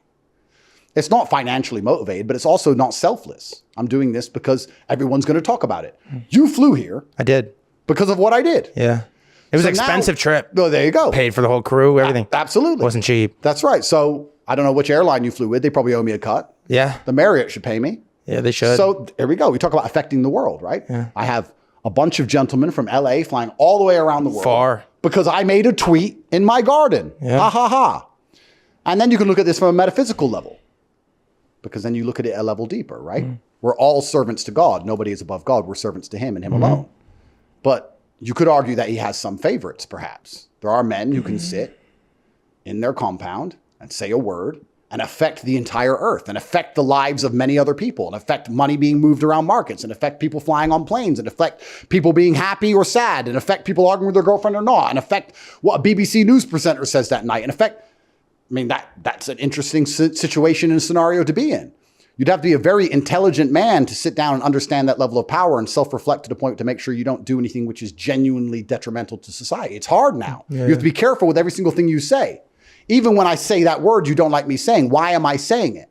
Why do you say it? Okay, well, this is what we're talking about now. This is what we're talking about. Am I saying it because I'm irresponsible? Am I saying it because I'm half black?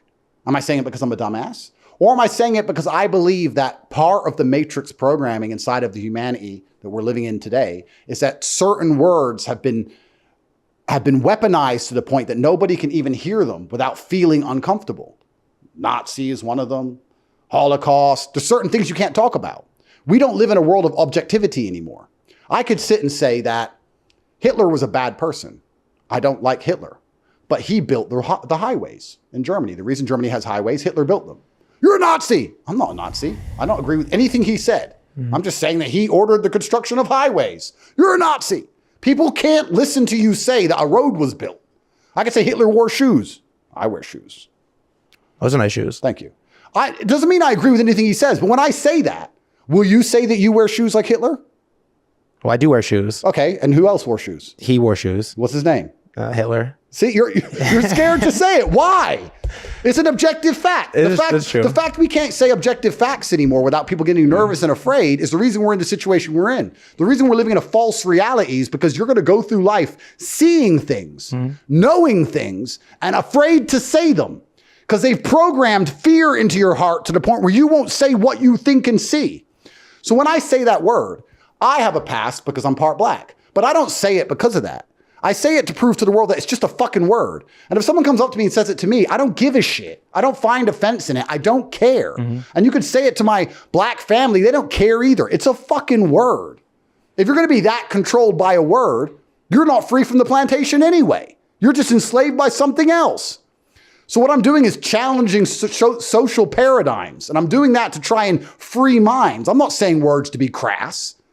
You're still looking at the code in the matrix. You're thinking so shallow. You think I'm saying things for shock factor, which I guess I am. You didn't like that. Well, no, because I am saying it for shock factor to shock people into understanding the reality of this world, not for shock factor for fucking likes. I can take a piss and get likes. I don't give a fuck about likes. So you're not thinking deeper than what it actually is. So that's the reason I say that word.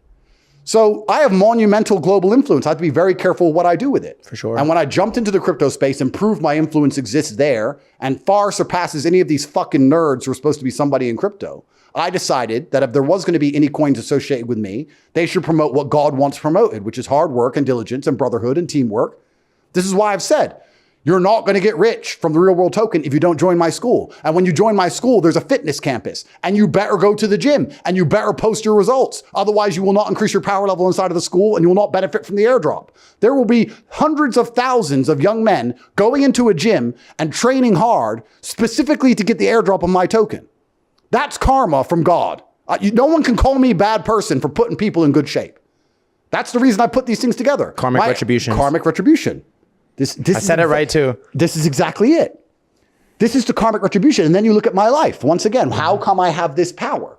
Why do I have the power to get people to fly across the world? Why do I have the power that despite the highest level matrix attack a man can possibly suffer, I still have money? Despite every single MSM article being negative against me constantly for over 3 years, despite a Romanian dungeon sitting with cockroaches and my brother staring at a fucking wall in the dark for 4 months, despite whatever they put me through, I come out on top endlessly. No matter who they sit me in front of, the best interviewers on the planet, I destroy them. Every single time they sit there with the indictment and their bullshit papers and they lose. The fact that everybody believes me and everybody likes me and nobody agrees with any of this shit they say about me. How have I done that without karmic retribution? Is that fucking luck? It's karmic retribution because I know I'm doing the right thing. You will benefit from my airdrop if you train in the gym. If you don't train in the gym, you're not going to benefit from it. There's no other crypto that will say that. Any other crypto is going to say, get in early, know some guy, lie to someone, snake someone, make a hidden wallet, a bunch of fucking clown shit. I'm not interested in clown shit. It would piss God off. The one thing I am not going to do in the world today is annoy him because I need him more than ever, which is why I haven't made any money, which is why I haven't rugged anyone. I mean, since I launched my coin, I think 7 or 8 celebrities have rugged. Yeah. Like 10 or 12. I don't even want to say names because they'll see it. Because everything I say, people see. They know who they are. I know who they are. And they're just rugging. There's no chance of me ever doing that. All right, I pose you a question. Before we're going to talk about the real world token next. But on the topic of I'll never promote anything in crypto, you made a comment. It basically was like, even if I promote a coin and it goes up 100,000x, at some point, it will come down. Correct. There will be a student of mine, an Andrew Tate fan, that bought that coin. They lost money. I will never let an Andrew Tate fan lose money. Well, here's where we have to differentiate because I've also said this on yesterday's broadcast. I said my loyalty is to my students. Okay. My loyalty is to the students inside of my university because I know they agree with my worldview and my creed. Humans, men especially, are tribalist. We are tribalism. Tribalism is what defines humanity. It always has. In the liberal West right now, we pretend we're not tribalist, but we are. We're still tribal. I have my tribe. The students who believe in me enough to learn from me are the ones I'm loyal to. They're going to get an airdrop for free. So they can't lose. Now, if you don't want to join my school because you don't want to go to the gym and you don't want to learn other ways to make money outside of crypto because you don't want to work, or perhaps you don't want to invest $49 a month, less than the price of lunch for an entire month because you don't want to sign up because you know you're going to have to do some work in there to increase your power level to get the airdrop. If you don't want to sign up and you just want to buy the coin when it launches, I don't give a shit about what happens to you because you're not on my team. My students are guaranteed to win because they get the coin for free. So how can they lose? So even if you lost, it will balance out.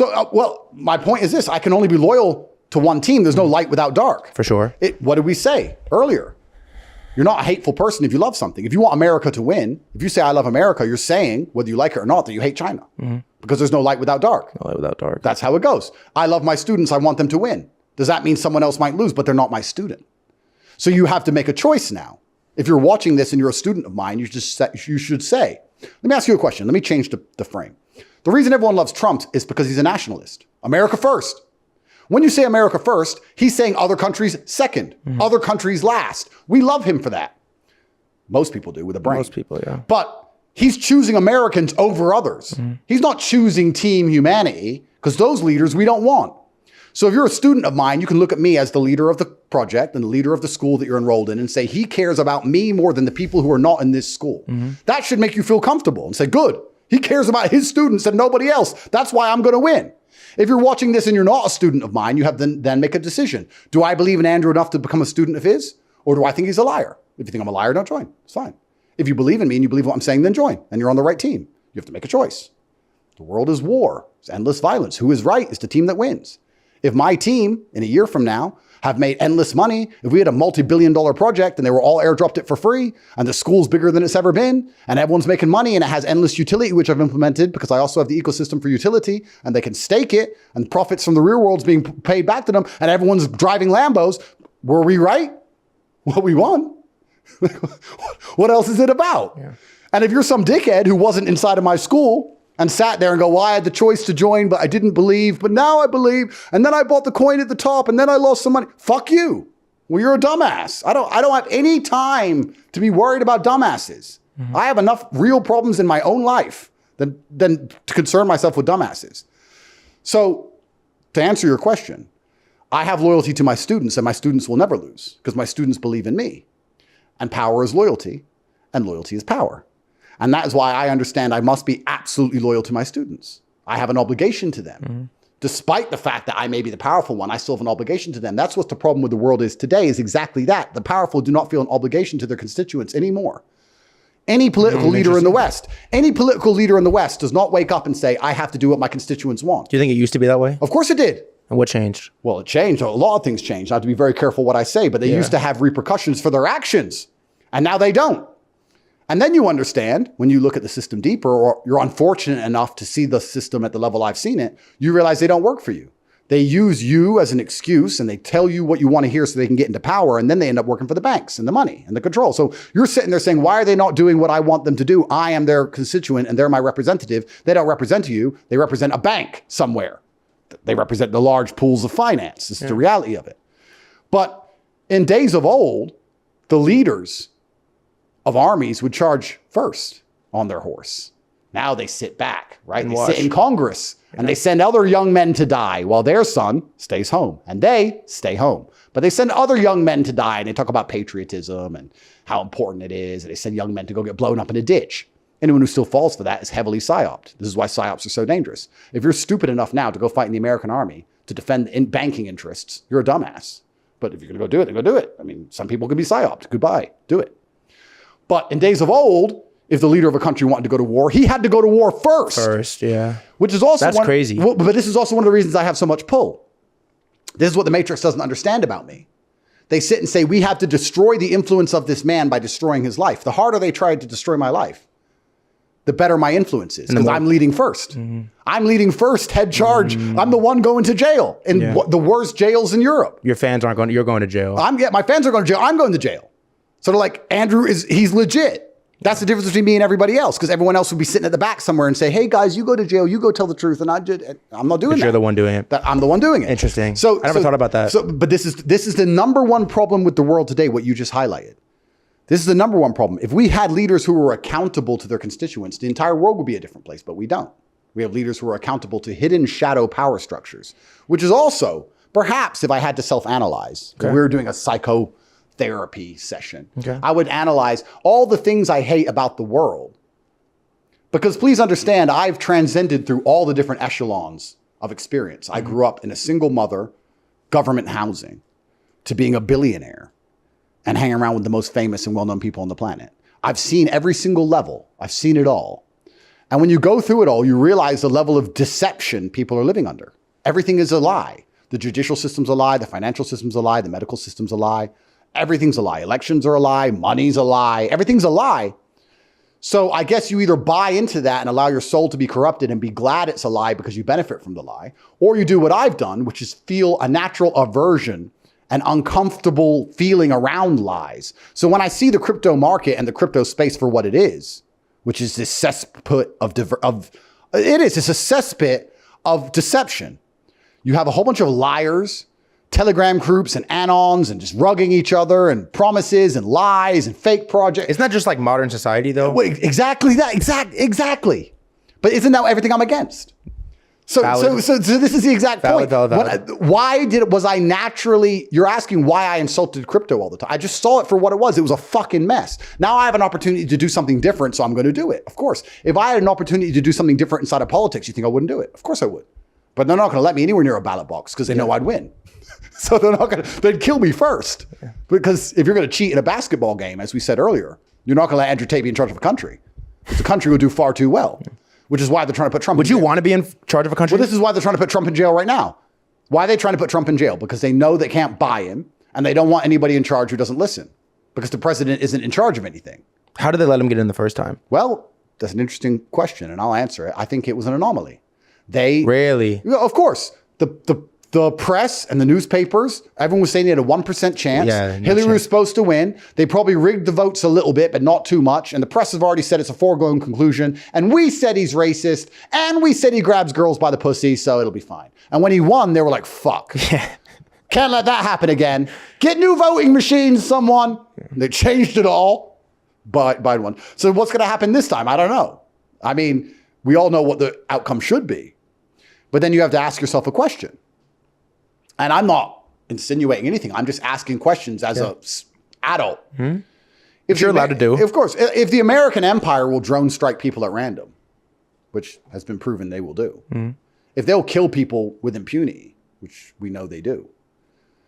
If somebody came into power which would damage the shadow figure's influence over the systems they've controlled for a very long time, would they let him live long enough? Damn, you think they're going to kill him? I'm asking a question. I don't know. Did they assassinate John Kennedy? Well, assassination is a weapon in everybody's arsenal. including yours. Yeah. I mean, we're humans, right? If somebody did the wrong thing to you, it would cross your mind. Let me ask you this. So no, true or false? Yeah, true. Okay, so at some level. All right, so you could get there. I could get there. Okay, so then you add in capability. The number one thing that would stop you assassinating somebody ability to do is your it lack of freely. capability, because you'd sit and say, well, if I do it myself, I'll get caught. Or go to and I don't jail. know anyone else who can do it. But let's say you had capability. Push a button. Let's say you had a button and you know you get away with it. Damn. Would you kill somebody? That's a crazy. For the rest of your human years, I mean, you've had the vaccine. You got 10 years left. For the rest of your 10 years. Do you really think that's true? Don't look for reassurance from me, sir. You have to look at reassurance from God. You made the smiled decision. when I said it, so I feel like you better start praying. I've been praying, bro. Yeah, you need to. Yeah. You need to. But the point I'm making is, if you had the capability without repercussion, it becomes far more tempting, no? For sure. I mean, for sure. Well, that's. All right, let me ask you this. Which is also, I'll tie it back into crypto, because I can tie it into anything, because why not? That's why everyone's rugging. That's why everyone's lying. That's why everyone's deceiving. That's why everyone's being a crypto influencer, even though they have a fucking terrible track record of promoting dickhead celebrities in their rug pulls. That's why because there's no accountability, because the place is so snaky and so deceptive that the crypto market is so pathetic. And it's pathetic. These men are so honorless. It's in a weird place. No, it's not weird. It's pathetic. It's awkward. They're so honorless. It's in a transition phase. Yeah, you can call it that. They're so honorless that they'll sit there and watch someone steal from them, and watch someone rug pull, or watch someone promote a scam. And the next time he promotes a scam, go, he's going to promote a scam, but other people will believe it's a scam. So if I get in and out quick enough, I can make money on the scam. Yeah. They don't even sit and go, this guy's a scammer, fuck him. They all just follow the scammers and try and out-scam the other people. It's a fucking mess. That's a crazy statement, because there's some truth to that. There's absolute truth. Yeah. They don't even have, we talk about karmic retributions. Such a good term. No, it's so good. Of course. I don't give a fuck if I can make $100 billion on some OnlyFans girl's That's a coin. big number. Sure. On some OnlyFans girl's coin. I wouldn't do it, because I refuse to let some OnlyFans girl be the boss of me long enough while I don't care if my money's in and out, one soul becomes 100 billion in 3 seconds. I can't do it. No, that shit is haram. I'm not going to just promote some whore's coin. It's like butt sex coin. Yeah. But these honorless crypto guys, I can make some money. And they think that the money won't come tainted. It comes tainted. There's karmic retribution to that money. You've made money on some dumb shit, which wasn't based on any kind of honor or hard work, wasn't based on brotherhood, wasn't based on any of the things I'm talking about what my coin's gonna be based on. And you think you're gonna take that money and you're not gonna pay the price for it? So there's a reason why when you spend that money, you feel fucking sad inside. So let me ask you this, because God dislikes you. I believe the statement that like dirty money comes with the karmic retributions. But my question for you is, how is it different buying butt sex coin than RNT? Like what, because I understand that it's sort of, you have these values and these beliefs, but this is just some like random coin you already promoted. You already answered. But it's not your coin. It's just some like random. Yeah, of course it is. Or like Roost. It's some like random coin that you promoted. But you already answered. So let me answer the RNT one. Okay. You already answered. How did I answer it? Because you said intent. Okay, but what if OnlyFans coin had good intent? Well, how can you have good intent by promoting degeneracy? And how can you have good intent by promoting butt sex? But you... Okay, whereas me promoting a word which can be used to shatter the social paradigms of the human mind, the intent is different. Yeah, but if your intent is chaos, how does that make it better than OnlyFans girl with degenerate? What's the difference between chaos and degeneracy? That's a good question. But there's a lot of synergy there. No, you could say that. But I wouldn't say it's exactly the same thing. I didn't say it was the same thing, but it's fairly... Well, I would say that chaos opens the doors for the possibility of degeneracy, but it also opens the doors for many other things. Chaos is opportunity, but degeneracy is a path within itself. You can have a chaotic society and degeneracy can seep in. But you can also have a chaotic society and a God-fearing society. Valid. Could grow from it. Valid. So chaos, perhaps you could say, is the petri dish, and degeneracy is perhaps the bacteria on top of it. Perhaps. Valid. But you're saying, what's the difference between butt sex coin and real nigger Tate? Dude, you kill me with that. You kill me. You can't even say it with a straight face. You kill me with it. Because you get so upset by it. Because you kill me with it. But you need it more than ever. I'm just thinking about how many clip my editor. I got to set timestamp these. You need it because you're afraid. I got to timestamp. You know, I got to timestamp these. Fucking vaccine. I got to timestamp these and fucking clip it like out. A coward. Every single one. That's why you need it. You can't even say it with a straight face. Yeah, because I'm not scared. You can't even say it with a fucking straight face. I'm laughing at how afraid you are of a word. You won't even admit you wear shoes. God. Because you're scared. I said I wear shoes. Scared of some dude who died in 1945. I said I fucking wear shoes. You're living in fear. He's been dead 9 years. Ah, man, you kill me. Go ahead, though. Finish. You forgot the point. I didn't forget the point. The point is the intent behind that, me promoting that word, was to try and free people's minds from the matrix. And the intent made it a much better idea than promoting butt sex coin, because I don't think They're similar though. Well, no, it's not similar at all. Trying to free people's minds from a paradigm and remove fear for a word, I believe to a degree is noble. Butt sex, well, I mean, butt sex has literally no purpose at all. Is butt sex wrong? Well, I don't think it's purposeful. I think it's hedonistic. Do you engage in butt sex? No, of course not. Okay. But do we, I mean, I let you ask the question because it was funny. I had to ask it. It was funny. Okay. But it's hedonistic. And hedonism is one of It the... does serve no purpose. Well, hedonism is one of the largest problems we have with society today. I can go down now how you're supposed to live a life of duty and honor and only do the things that you do because you're supposed to do them, not because they feel good. People wake up in the world today now and say, I want to do what feels good, which is the path of hedonism. But often you're supposed to do the things that don't feel good. It doesn't feel good to eat right. It doesn't feel good to train in the gym. Valid, it doesn't feel good to tell the truth. It doesn't feel good to be dutiful, etc. It doesn't feel good to stay on the Titanic and die so the women can get off. It doesn't feel good, but you're supposed to because you're a man. But men have become hedonistic. You can't reproduce and make beautiful children from butt sex. So there's no reason to do it with a man or a woman, truthfully, with either one. But I don't know. You live in LA, so perhaps... No comment on that. Well, I live on there you Santa go. Monica Boulevard. Everyone seems to think it's great for some reason. I think it's... I mean, if you're having butt sex with girls, you're basically gay to me. I don't see the point. You think that's gay? 100%. There's loads of ways you can have gay sex with a woman. What are the other ways? Condom's pretty gay. Really? I feel like condom is safe though. Can't make kids with that. What's the point of having sex when you're not making children? It's Well, 'cause it hedonistic. feels good on your pee-pee. Is that why you do it? So you're telling... Wait, let me ask you this. Hold on. It feels good on my little Let me ask you pee-pee. this. So you're saying you only have sex with intent to make children. I say I only have sex with the possibility to. Have you ever worn a condom? Don't lie. I didn't lie to you, Andrew Tate. Don't lie to me. I think when I was 16 or 17. Okay. So that's a yes. Yeah. Yes. I like that we have this like open relationship. Of course. Well, no. Careful how you phrase. You know what I meant. You know what I meant. Well, we should- honest relationship. the thing- honest friendship. Well, this is unique for you because you're a liar, but I'm honest all the time. I'm always honest. So I'm You not gotta- only- you gotta think about it, though. Well, I'm not only honest with you. You paused and like. I had to pause to think about it to make sure I was being honest. Okay. That's valid. But I'm not only honest with you, I'm honest all the time. I like what- you're perhaps only being honest with me because you just lie through all your other podcasts. I don't know. I've never watched your stuff ever. I have no idea what you say. I've done no research. But you read my tweets. I read you insulting me. You Yeah. read my tweets. People say, look at this dickhead. He's saying bullshit. Why are you doing a podcast with him? I mean, that gets sent to me. Yeah. I like where this is going. Why? I have a serious question for you though. Here, because you do interest me. I'm like less interested in what you do. I'm more interested in like why you do what you do. Here's my question for you: is like, all right, What would you do in my position? I'd rather hear that before you ask a question. in what sense? Okay, you're a billionaire. You're stuck in Romania. You're facing a judicial process for garbage. You have monumental influence, probably the most influential man alive amongst young men. Arguably. You can name someone else if you want. Let me know. Keep going. Okay, I thought so. And you're extremely powerful in many different realms, and you're a good speaker, and you can make people understand why you think the way you think. What ideas would you be pushing? What things would you be saying? What would you be doing? What else should I do? Well, I'll tell you what I think I wouldn't do, which is why I'm interested, is launch like a massive red target for more governments to come after me while I'm already on trial. And so here's my question. Let me finish it. I'd be a coward. Here's my question. I wouldn't put a target It's like, on my all right, head. You're top G, self-proclaimed billionaire. What are you afraid Listen of? to me. No, let me. You're living your whole fucking let me life finish. afraid they're going to Let me finish. You're a fucking coward. Let me finish. You're Andrew Tate, top G, ex-kickboxing world champion, reality TV star, self-proclaimed billionaire, 59 supercars. You kind of have like anything that you would want to have, and you're in the middle of this trial, right? Like, I think you always live with a magnifying glass over your life, but right now more. It's the sword of Damocles. Right now, Do you know the story of the sword of Damocles? Can I finish it or no? No. You Do you know the story of the sword of Damocles? Dude, I had the whole clip. It was Don't care. You fucked Do you it know- up. Don't give a fuck.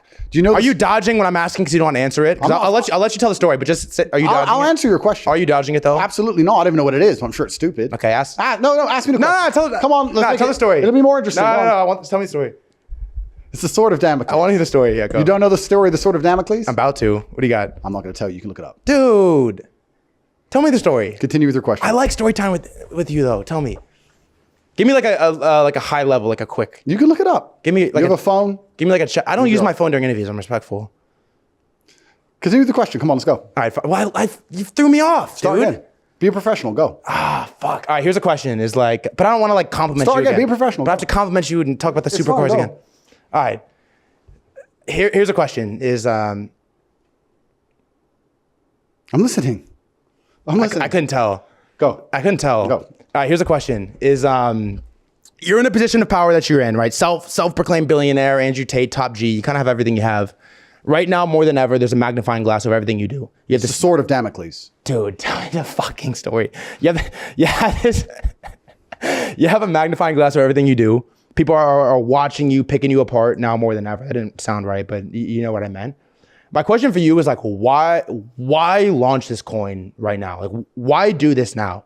And I know you're an agent of chaos, you're a genie, all these things, but like, what is the upside here? If it's not for money, if you haven't made any money from this, it's not to gain influence because you already have influence. If it's not for financial influence, network power, like what is the point? Why launch this coin? You know, because you're kind of just setting yourself up for failure here, if I'm being honest. How am I setting myself up for failure? Because I understood the question until you said that thing. Because I don't really see like a positive outcome here. Like, no, I'm setting myself up for. I'm adding the possibility of risk to my life. You are adding risk, but I'm not setting myself up for failure. Okay, let me rephrase it. You're adding risk, but usually you go risk to reward, right? You take on a certain amount of risk for an X amount of reward. But I guess my question is, what is the reward? Like, what is the best case scenario reward? That's a better question. That's a better phrase. If I didn't re-ask it the first time, but go ahead. You know, I often wonder. Okay. You're born on the fields of Mongolia somewhere amongst the wheat, and you learn to ride a horse, and you drink milk from the yak, and you learn how to fight, and you become a good archer, and then you put your group together and decide to fuck with the people near you, and you start conquering lands. Then what you do is your daughters, you marry them off to the leaders of these foreign lands, so they become like part of your family. So you integrate them. So you go to the kings that you conquer and say, you can stay king, but you'll marry my daughter, and you're the king, but I'm the real king, and you'll obey me. And you get a larger and larger empire by horseback. And you ransack places very far away, like Iraq. And with this huge empire, I wonder what makes you want to still try and siege a city like Vienna, because Vienna in Austria is extremely far from Ulaanbaatar in Mongolia, but you're just Genghis Khan, aren't you? So you have all the land you could possibly ever have. You'll never see all the lands that you own. You can't even travel that far.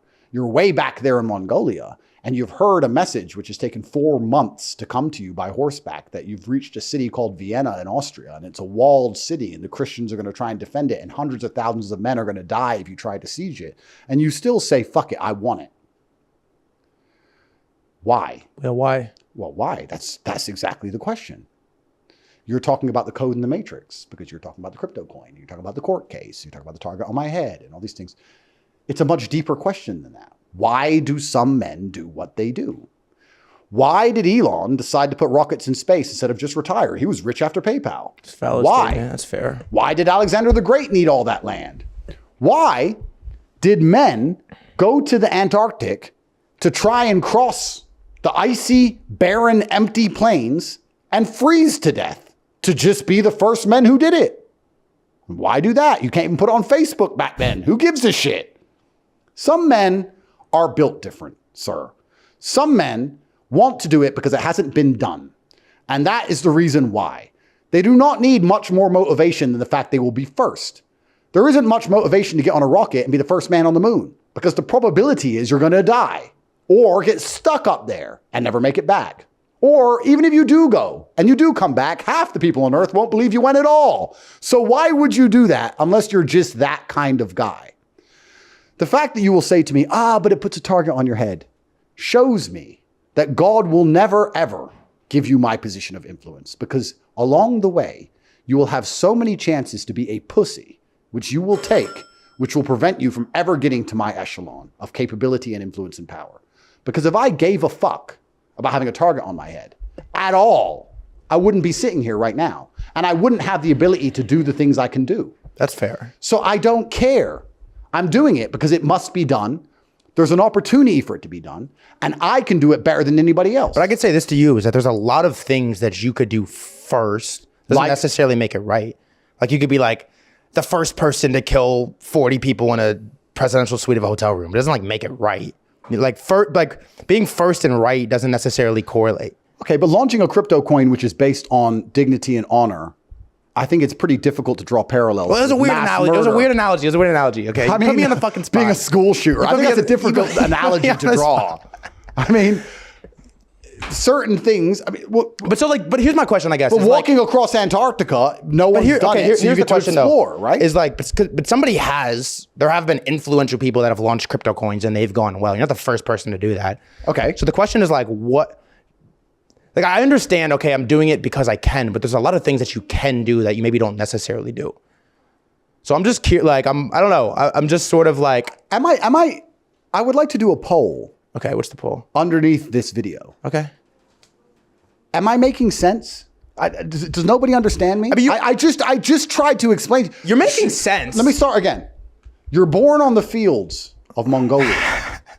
Amongst the wheat, you learn to ride a horse. You learn to fight. You get your guys together. You go and start to conquer the lands near you. What you do is you marry your daughters off to the kings. So you go there and say, you get to still be king, but you're going to marry my daughter, so you're part of my family, and I'm the real king. So what's the psychology behind why Genghis Khan did it? Like, why does he want it? Well, just because he can? So now you're asking me. But perhaps this is a philosophical question which is too large even for the top G. Maybe some men are just built different. Perhaps, sir, if you want to keep it crypto specific, perhaps the entire world we live in was built by the unreasonable. Because men like you, who are scared of the target on their back and want to be reasonable and who are scared and thinking, oh, maybe it's not worth it. Men like you, and there's nothing wrong with people like you, but there's men like you and there's men like me. Men like you don't think, let's build the taller building.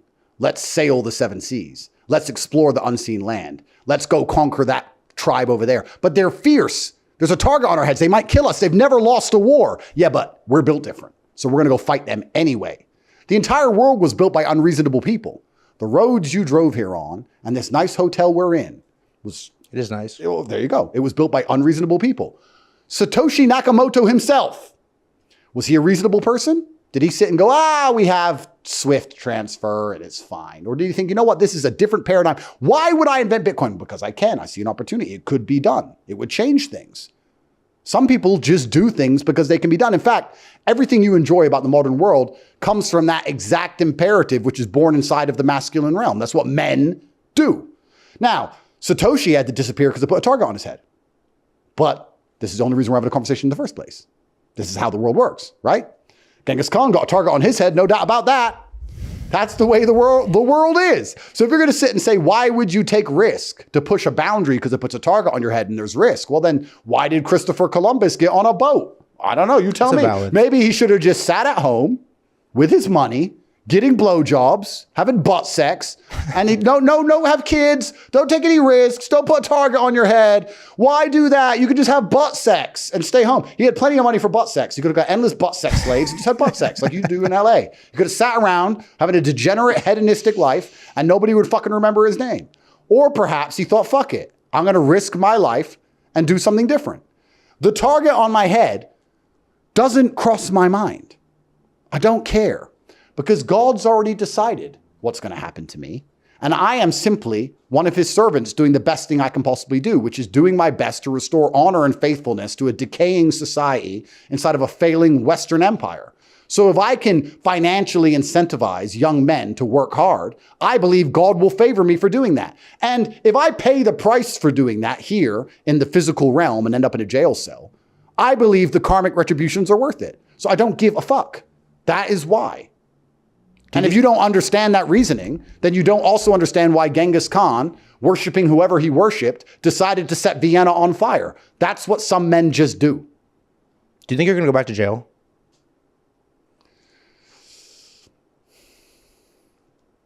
I've never thought about that. Okay. Which may sound strange to people. Really? Considering I'm in the middle of a court case. But I don't think it matters.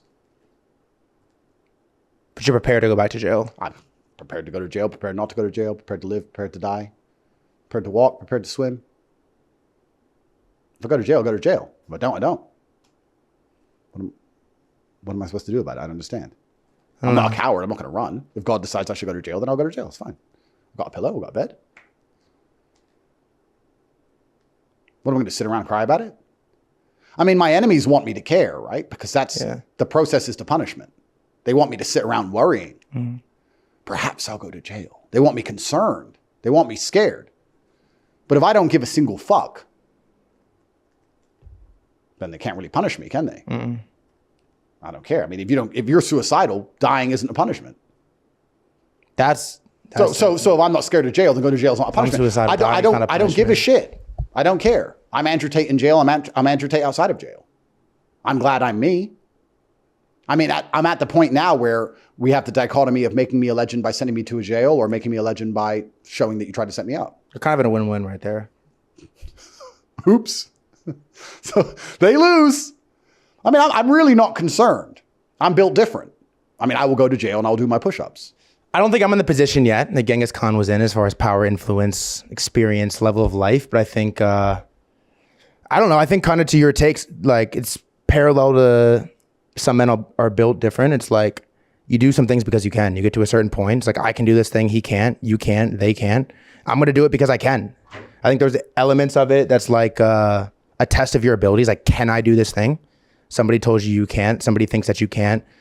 Like you said, they have a massive army. They have 100,000 Christians that are ready to fucking battle. You're not going to win this war. You're going to spread yourself too thin. Don't do it. Okay, well, you told me not to do it. I'm going to do it. So I think it's say what you were going to say. But I think, I don't know. I think for myself, I haven't been there yet, but you get to a certain point where you do some things just because you can and you can't. But this is the beauty of God's creation, right? This is one of the most beautiful things about humanity and the universe as a whole, is that if you're not the kind of man who would do things just because they can do them, you'll never be put in a position where you're capable of doing them anyway. Is that a good enough reason to do them? But no, it's not about good enough reason. It's about the only reason you ended up in a position where you could do them is because you're the kind of person who would do them. The kind of people who wouldn't do them don't ever get in a position. That's the beautiful thing about life. Because there's so many times along the way you could have chosen something else and you just never would have reached that pinnacle and level of power. Why do fighters win a world championship and then keep fighting afterwards? Well, they would never become world champion if they weren't the kind of person who will just continue to fight. That's how they are. So some men are just built different.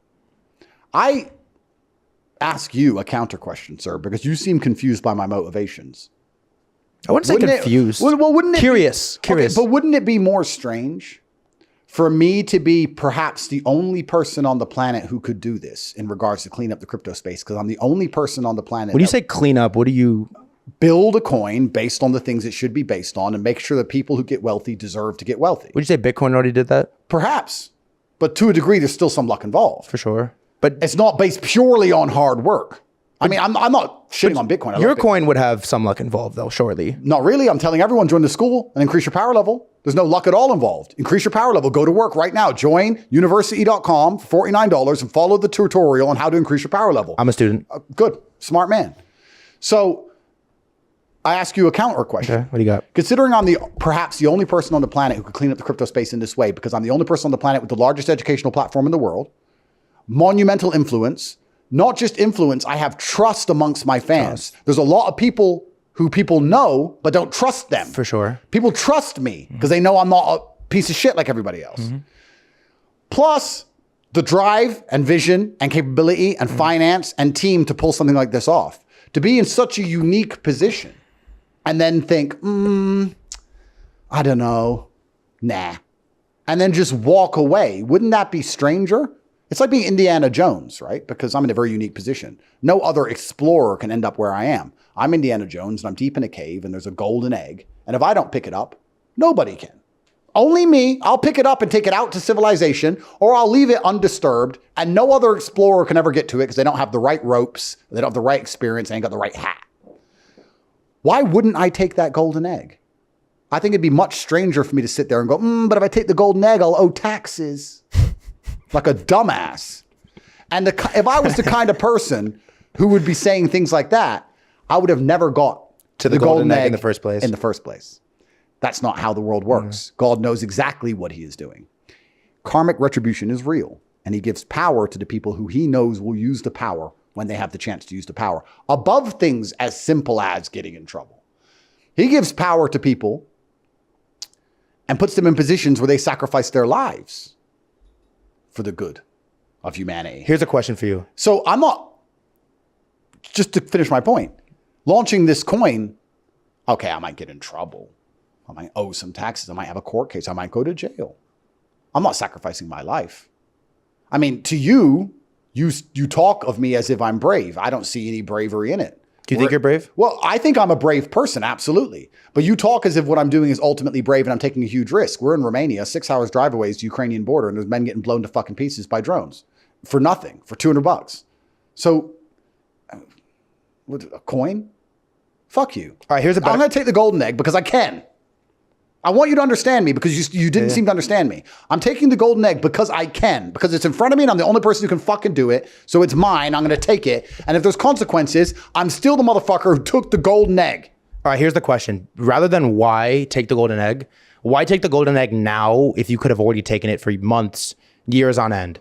That's my question is like... because as I explore the earth... Because you could have taken, you saw that egg 3 years ago. As I explored you knew the earth, egg existed years ago. As I explored and you the sat earth, there and you watched it, you did nothing. There's lots of different eggs. You stared at it, you looked at it, you analyzed it, but you didn't take it limited mind, for years. Your limited brain, you think there's only one egg. You just stared at that fucking egg, man. Do you think I've been doing nothing for the last 3 years? I didn't say that. But Okay. that's the egg though. I was getting other eggs. No, to you it's the egg because you're a crypto dork. To me, there's other eggs, which are far more important. Okay. I have not been wasting the last 3 years, sir. I didn't say you were. Okay. And what's also very interesting is that on all my other explorations, on all the other eggs I have acquired on my journey throughout Earth, I've gained experience, which has made me an even better explorer, which will make me even better at conquering this golden egg. So if I hadn't gone to jail, I would be well known, but perhaps not as well known.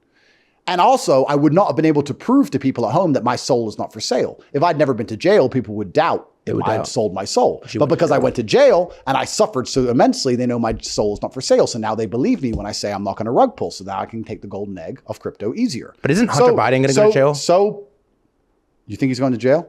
I said, isn't he? It was a question. Is he in jail? No. Okay. So let's believe it when he's in jail, shall we? Sorry. It was a fair comment. So as I explore the world, you're asking about one egg because you're focused on one thing, because you still think of crypto and you think of money and all this garbage. It doesn't mean anything to me. I'm interested in other things. I've been capturing other eggs, sir. I have a whole wall of eggs. That's why I'm the top G. That's how I answer your question. So you're saying, why haven't I done it sooner? I did it at a whim. I can tell you what I did that morning. I woke up, I pushed her off of me and I pushed her off of me.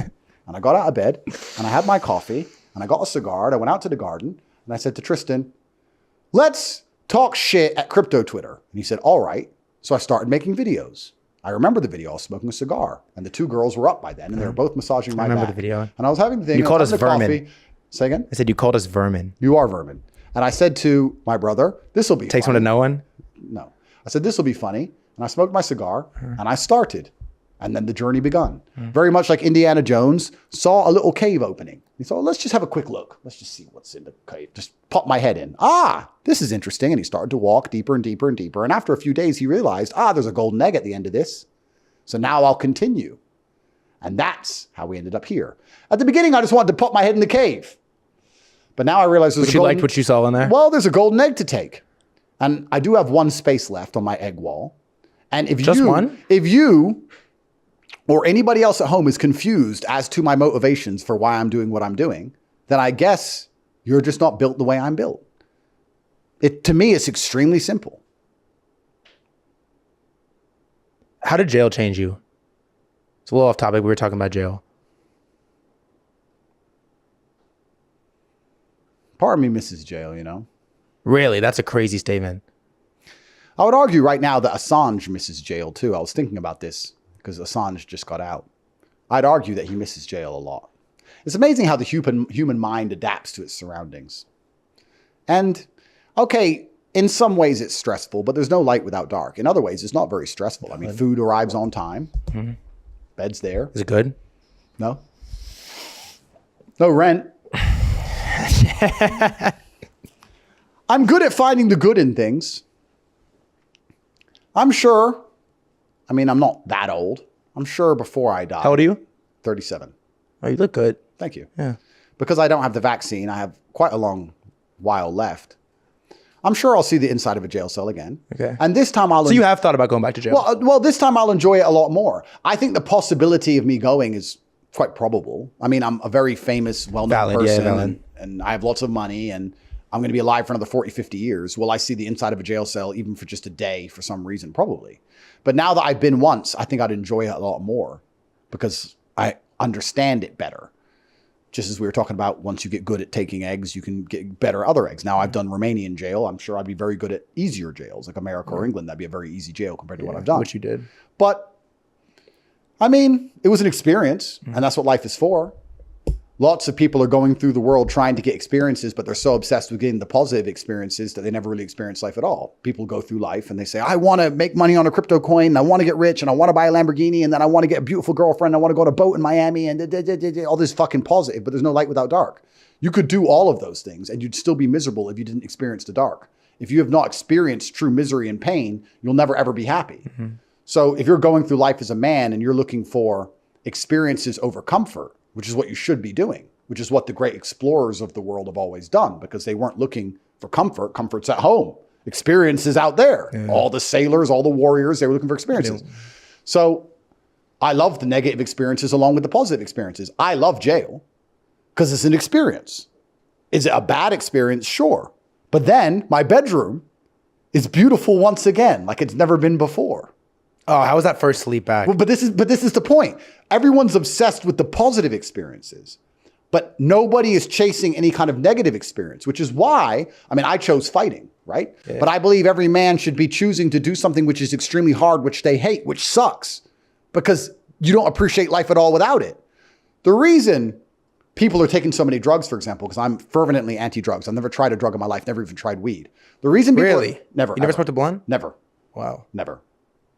The reason people chase higher highs all the time, and the reason they're constantly taking drugs and trying to fuck new pussy and drink more alcohol and chasing higher highs all the time is because they don't experience any lows. Mm-hmm. So you always want a higher high, but I promise you, the high you're at is fine if you balance it with a little bit of low. If you bounce down there for a week and come back to where you were, you're good. Constantly chasing higher highs is hedonism, which ends in one place. Mm-hmm. It always ends in a spiral, a downward spiral, right? And butt sex, like the whole city of LA. You're obsessed with butt sex. Well, hey, bro, it's your city. So you need to stay away from constantly chasing those things. You need to artificially manufacture some lows. I chose fighting because fighting will do that for you. It's hard. It's stressful. You're worried. You train all the time. You're exhausted. You win. You lose. You get hurt. You go hospital. There's a lot of negatives in it. But there's not enough negatives in men's lives today. But you're asking me about jail as if it's a good or bad thing, or if I'm worried about going back. But to me, all experiences are on an even level playing field. Whether it's a good experience or a bad experience, it doesn't matter. There's experiences and then there's comfort. And it doesn't matter if you're a good experience or a bad experience. As long as you're on the experiences side, I'm happy for you. Mm-hmm. My father died, which was a negative experience, but you learn a lot from it. It was an experience. It was a period of life where I was learning and growing, as was jail, as was sitting in the Bugatti meeting, as was buying a jet, as will be conquering the crypto space, as will be getting fucking stabbed when he finally gets hold of me and I can't block it with my hand. That's life. How long ago did your father die? 8 years. 8 years. And what were you doing? Where were you in life 8 years ago? I was here in Romania. I was in a hotel about to commentate on a fight show. Interesting. Yeah. And then an hour later, I commentated on the fight show. What do you think your father would think of how Andrew Tate has evolved? Well, I think he wouldn't be surprised at all, because was built to be this way. And I was never built for all the positive, happy experiences of life. And he would know that I am representing him the way I should be, because people talk about him because of how fantastic I am. Nobody would talk about my dad if I wasn't me, and I'm me, and they want to know how I ended up being me, so they talk about my dad, which is why I'm going to live forever, because my son is going to be doing the same thing. My son's going to be so fantastic, they're going to say, but he's Andrew Tate's son. That's why he's fantastic. And he's not going to be fantastic through positive experiences. Men only become good men through negativity. Women are actually the opposite. Men who have been through a lot of pain are very kind. I would argue that when I see a man who's been through a lot of shit, it makes you kinder. You don't want it to be put on anyone else. The biggest gangsters and killers and evil people sometimes can be the kindest. When women go through a lot of pain, they grow bitter and evil and mean. They don't grow kind. Men grow kind from pain. I think that the worst men on earth are the ones who haven't had enough pain. Those are the arrogant pieces of shit people. You're supposed to suffer as a man. You're born to suffer. Which ties back into my whole crypto project. You're not supposed to get rich off a fucking stupid meme coin like that without doing any work. You're supposed to suffer. The whole reason God put men on this planet is to fucking suffer. And the best men are the ones who suffered the most. I wouldn't be top G if I didn't suffer more than anyone else. You're a better man than everyone else if your life was a fucking mess and it was a hardship, because you're not what happens to you. You are how you react to it. And the best men on earth are men who have had their parents die, their best friends betray them, their girl betray them, thrown in jail, their money stolen, stabbed, robbed. And every time something happened to them, they sat there and they looked in the mirror and said, what can I learn from this? How can I stop this happening? Those are the best men. Those are the men respect. Those are the men women want. Why do women love scars? Look, they tried to kill him and they can't. That's why I want him. The best men suffered. You find a man who's never been through suffering and nobody gives a shit about him. Men don't like him and women don't like him. Men are no good without it. So you're asking about jail, and the reason I'm struggling to answer the question is because jail is an experience, and all experiences are involved in the tapestry required for me to become the best possible version of myself. If I go to Rahova jail, the hardest jail in Europe, for the next 10 years and sit and suffer in a room with cockroaches, I would argue at the age of 60, I might be a better version of myself than if I don't go. So part of me may not want to go, but part of me is perfectly fucking prepared to go. Put me in that fucking room, because there will be a version of me that exists in the future when it's all over and done, where I'm better than the version of me would be if I did not go. So I'm unafraid of it. I don't care. Do you have a son? I have a few children. What? You're not very public with your kids, are you? They're targets. Interesting. At some point it's unavoidable, or is that not true? I mean, perhaps in the inevitabilities of life, lots of things are unavoidable, but that does not mean you accelerate their coming. I mean, perhaps you got the vaccine. Fine, but we're all going to die. Would you commit suicide today? No. All right, so people will find out who my kids are. Do I have to say who they are today? No. So that was a logic fail, sir. That was more so a curiosity. It was a logic fail. How do you protect them from that? By not answering your inevitability? questions. I don't know who you are. I don't know who's watching this. But I have to be very careful of my children because they are children. Yeah, I think that's a fair take. Yeah. Going back to the crypto thing is on the celebrity. Actually, I have a couple things, but we didn't even talk about this. Is you sort of showed up like 2 months ago to crypto, and a lot of people think I've been in crypto forever. So let me finish the question. Is you showed up and pivoted like pretty hard, Twitter content, what you're talking about, podcast interviews, to crypto, and a lot of people think like Andrew Tate showed up with, Sexy Red and Jason Derulo, and you're just like another one of them. But I'm aware, and I think some people, but not most, aren't aware of like your extensive history in crypto. And I'm kind of curious, like, for as much as you want to share, like when, how, and like why did you get into crypto? I think it was the first bull run. I can't remember if it was 2016. When did Bitcoin first go to 20,000? Was that 2016? I feel like 2016, 2017. Yeah, that bull run. I was in at 3,000 then. And then there was the COVID crash where it went back down to 4,000. And I put a public tweet out saying I'm buying 500,000 at that price. Really? Yeah, that's all on my old Twitter. You can see it. And then I'd been in crypto for a while. I've been in Ethereum since $200. I made the most money on PancakeSwap. That's crazy. I was in People don't know that. Like, why don't you just talk about that? I was in PancakeSwap at like 50 cents. Why don't you talk about it? And there was a time when I was printing like $500,000 every 3 or 4 days from PancakeSwap. And I was sitting around saying, this is not real. This is not real, yeah. This is ridiculous. And it went up to $30, $40 something before I sold. Or maybe I sold at $18. I can't remember exactly. I sold a bunch of it. But I didn't talk about crypto because I didn't believe there was any lessons in it for people. And also, once again, I feel like I have massive responsibility, and I didn't want to say to people at home, hey kids, I'm a millionaire. My life's great. I bought a coin. Yeah. I think that's very irresponsible. Now, there's lots of dickhead celebrities who will do that, but I think that's one of the worst, most destructive things you can do to a young man is to tell him the only way to get out of the matrix is to gamble, because it's gambling. There's so many coins launched every day. It's effectively a gamble. You have to win the lottery. I think that it's much better to tell them that it needs to be hard work and et cetera, which is why I'm doing the project I'm doing now, because hard work is linked to it. I'm going to make sure that hard work is involved in the coin, because I refuse to tell people just buy it, you'll just make money easy. No, you're going to work hard. You're going to increase your power level inside the school. But some celebrities don't think that way and they don't care, I guess. But me, I think one of the most destructive things I could do on my ascent was tell everybody that I make endless money with no fucking work. Now, I could say that I made a lot of money on Pancake because I already had $500,000 or $1 million laying around. I already had $1 million, $2 million I could waste. So yeah, I could have argued that point, but I just didn't think it was a constructive thing to do. I actually find it quite interesting how crypto people think, because I see crypto people when people ask them about crypto, and I don't understand the way they answer. I've seen people who are like Bitcoin maxis, and someone come up to me and say, should I buy Bitcoin? And they'll be like, yeah, yes, you need to buy Bitcoin because the Federal Reserve prints money and it's all a scam and it's a deflationary asset and there's only going to be 21 million of them and their mining's going to stop. Da, da, da. And they start talking, trying to sell Bitcoin. And I don't get it. Yeah. When someone comes up to me and says, Andrew, should I buy crypto? If you want. Yeah. I've never been that guy to sit there and try and convince. I don't give a fuck if you get rich or not. And I don't give a fuck where you put your dick. It's not my business. Andrew, should I buy? People were coming up to me. Should I buy Pancake? If you want. If you want. Well, but will I make money? Maybe you might lose it. I don't know. Yeah. Did you make money? I made money. Yeah, I made a bunch. But look, do the fuck whatever. I've never been the guy trying to pitch crypto to anybody anyway, which I find weird about the crypto community. Actually, we can psychoanalyze that. Okay, I think it's just canned excitement.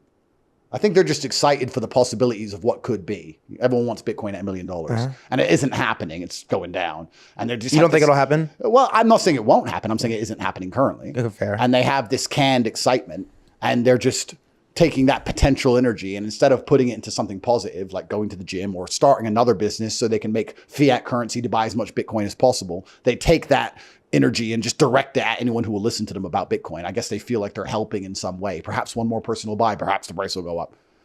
It's pretty gay, but people are gay. I mean, people don't sit and analyze themselves. I would argue that there's not a single Bitcoin maxi who sat there and thought, why the fuck did I just convince that old Chinese lady with no money that Bitcoin matters?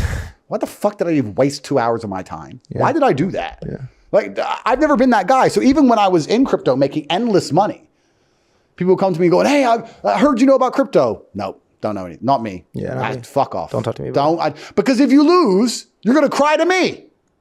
If I tell you to buy something and it goes down, you cry to me. If it goes up, you keep the money. Why the fuck am I talking to you for? Yeah. So I've never been that guy. So you're saying to me, why didn't I tell anyone? Yeah. Tell who? Yeah. Tell why. Plus, another point, which ties back into something I said earlier. In case you haven't noticed by now, I like to use circles. Yeah, you're good. You do. I like to always tie back into things I said earlier. You're pretty good at it. Well, I lay foundations for conversations at the beginning, so I can always reference them back. I said to you at the beginning of this conversation, if I had $1 million in a briefcase, I'd be concerned about someone killing me, right? If I was making $500,000 every few days from some fucking clicks on a Pancake website. You're concerned. What's the catch? Who the fuck am I telling? You think I'm dumb? Yeah. I mean, it's done now. It's done now. But do you think I'm making that money and I'm going, hey guys, hey, look, I'm making it. I'm not from LA. I'm not a fucking dumbass. I didn't tell nobody.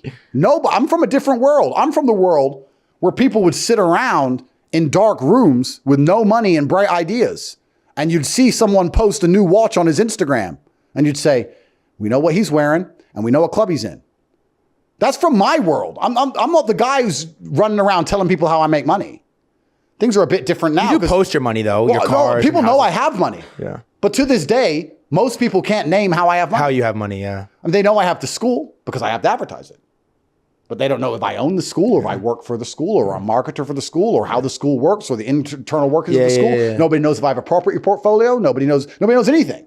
I'm not that guy because I've been in that room where where those people have got inside of that Astra and gone and sat outside that club and took that Rolex. Yeah. I'm not the dude who's going to be sitting around telling people how I'm making $500,000 every 3 days on a stupid cartoon fucking website. Yeah. I think I'd be a dumbass if I was. So I have a double for you that I think is important. The first is like, explain to me the psychology of like an 18-year-old kid who threw $1,000 into some meme coin, like made $1 million, $2 million, $3 million. Like, what does that do to you psychologically? Oh yeah, he's fucked.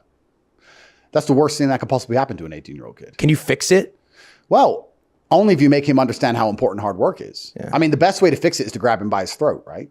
And to beat the shit out of him so he learns that his money doesn't actually matter in the real world because the real world is violence. Beat the fuck out of him, he'll start thinking, shit, I need to fight. Now I need to protect myself. Now I feel vulnerable. I feel anxious. I feel afraid. I need to go to the gym. I need to train. That would fix him. Someone needs to kick the shit out of him. So that's the first thing that should happen because that's the real world. Problem is, if you have that kind of money when you're young, you're never going to want to work hard ever again.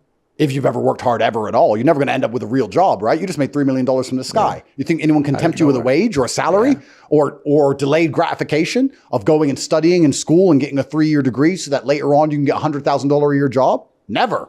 All you're going to do is continue to gamble and hope you're going to pull it off again. So you become a gambling addict, firstly. Secondly, you're going to try and get everything through money. Because you're 18, you lack experience with simple things. Let's take women, right? He's never got women when he's broke.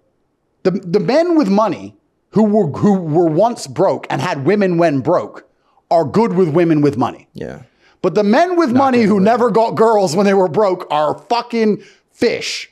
And they get fished. It's like they get wheeled in and wrecked. 18-year-old's going to be chasing pussy because he's got money now, but he has nothing else a woman actually wants and no experience. So she's going to be fleecing him left, right, and center. He's also a robbery target. I've been in rooms. Motherfucker sitting there with no money, bright ideas. I've been sitting there. They'll see his watch and they'll see what club he's in. So he's a robbery target now on top of it all. Yeah. He's not security conscious because he's never been in those rooms. He's never seen it from either side. So that's the worst thing that can happen to a young man. He's skipping all the struggle, all the pain and suffering he's going to attempt to skip with money. He's going to end up suffering more in the end, but he's going to just lose. I think that getting rich when you're young as a man is probably one of the worst things that can happen. Damn. You don't want to get rich to your late 20s. You want to spend all your 20s broke. Broke, grinding, training, making girls like you for who you are and your fucking backpack. Being funny, being interesting. That's what you need to do. I spent my 20s winning world title fights and living in girls' houses they were fucking cooking for me. I didn't have any money. Yeah. That's how I grew up. Yeah. If I had money at 18, 19, I would have skipped so many experiences and so many hard lessons. I'd be a fraction of the man I am today. So I don't like the idea of kids just gambling and getting lucky. Yeah. Now, of course, that's an anomaly because the majority of kids gamble and lose. Yeah, of course. They gamble and lose. So then you have to analyze why are kids gambling on meme coins in the first place? And the reason for that is because the matrix is now so broken. Yeah. Our fiat currency system has become so corrupted. Feels like the only way out. It's the only way out. So you're saying to these young kids, well, you can gamble on a shit coin and have a very low probability of getting some money. Or you can go to school and get in debt and get a $100,000 a year job and be poor forever and be stuck inside the matrix. And then you're going to have to go to a job where you have to call a man a woman, and you're going to have to wear a pride flag t-shirt, or you're going to lose your job. Or you're going to have to get 15 COVID injections. You're going to lose your job, and you're going to become a slave. Yeah. So they're going to sit there and go, well, I don't want to be a slave to the matrix. My only chance is to gamble. And another reason I have to gamble is because of social media. Because all the women I'm trying to DM, all the bitches I want to fuck are on boats. I ain't got a boat. They're in Lambos. I ain't got a Lambo. That girl's 18 years old. I'm 18. She's on a billionaire's boat. What am I going to do? What am I doing here? Yeah. And that's actually the beauty of the chessboard. You look at the game of chess. The king moves one square at a time. The queen just zips across the board. That's what women do. I know women through their affiliation with me. They drive sports cars, or they go to beautiful places. They fly on private jets. The chance of them achieving those things off their own back and intellect is fucking zero. So meet the right guy. Done. As a man, you can't just meet the right person. Here. Doesn't work that way. Unless you're doing butt sex. Well, maybe in LA. I'm going to ask you the second part. Malcolm, you want to pull up a chair and jump on before we wrap? I do want to ask you the second part, though, because I know a lot of people in this situation now from crypto. And it's like, you made money for the first time. You launched some coin, whatever. You bought some coin early, participated in some project early, had some early information. You made a couple $1 million. You never had money before. You don't really know how to move with money. How do you keep it? Okay. Like to the 18-year-old kid listening to this that just made $1 million for the first time. How do you keep it? Absolutely. I'll explain that. The only thing you own is your soul and who you are. So firstly, I have an organization called The War Room, which is a global brotherhood. We have 4,000 members. So I'm going to tell everybody the answer. The answer is to join The War Room as soon as you make any kind of money, because The War Room is all about self-improvement. So the first thing you should do when you make money, especially that young, is invest in yourself. The War Room is one avenue, but you should get a speaking coach and you should get a personal trainer. And speaking coach? You should learn how to talk and articulate your ideas. Yeah, I like that. You should learn how to speak as... Nobody really says that. Well, but if you can't make people understand why you think what you think, how can you get along in the world? Yeah. You should be able to think of an idea and succinctly and compendiously explain it to people so they sit there and say, yes, I agree with him. You should get a fight coach. You should learn to fight. You can go to a racetrack, be a race car driver, learn how to race. You should improve yourself. You should sit and say, what skills can I learn that I can carry with me? I mean, if you get good at basketball, you need a basket and a ball. Of course. But if you get good at fighting, you have it. If you're good at speaking, you have it. So you should sit there and make a list of all the things that you'll always have with you, and you should upgrade your character. You understand in video games, to upgrade your character, you'll see that some levels cannot be beaten unless you upgrade your character. No matter how good you are, you have to level up your character to beat the game. Well, the levels of life are the same. You're not going to survive Romanian jail if you don't level up your character. You're going to end up preyed upon. So you have to upgrade your character. So if you get money young, that's a massive bonus if you have the right mentality, if your mentality is self-improvement. Now, if your mentality isn't self-improvement, if your mentality is what most of these people's mentalities is, which is arrogance, they didn't get it through luck. They got it because they're smart. They're so smart. They're smarter than everyone else. And they got it because they're so intelligent and they'll be able to do it again. And God loves them and they're great. Well, then you're going to see across the next 10 years how much God doesn't love you. When the only woman who will suck your dick eventually ends up cheating on you with your best fucking friend because you're a dork with money. Then you're going to see that nobody actually gives a shit about you and you're going to learn the hard way. If you remove the arrogance from your heart and understand you're not special, you made money the easiest possible way in one of the cultures or one of the periods of human history where it's easy as possible to make money. It's never been easier. Yeah. Making money in the 1980s. How long does this last? Well, exactly. But it's never been easier. Yeah. You're not a genius. You're not God. You're a dumbass who got in early on a coin with pure luck and gambling.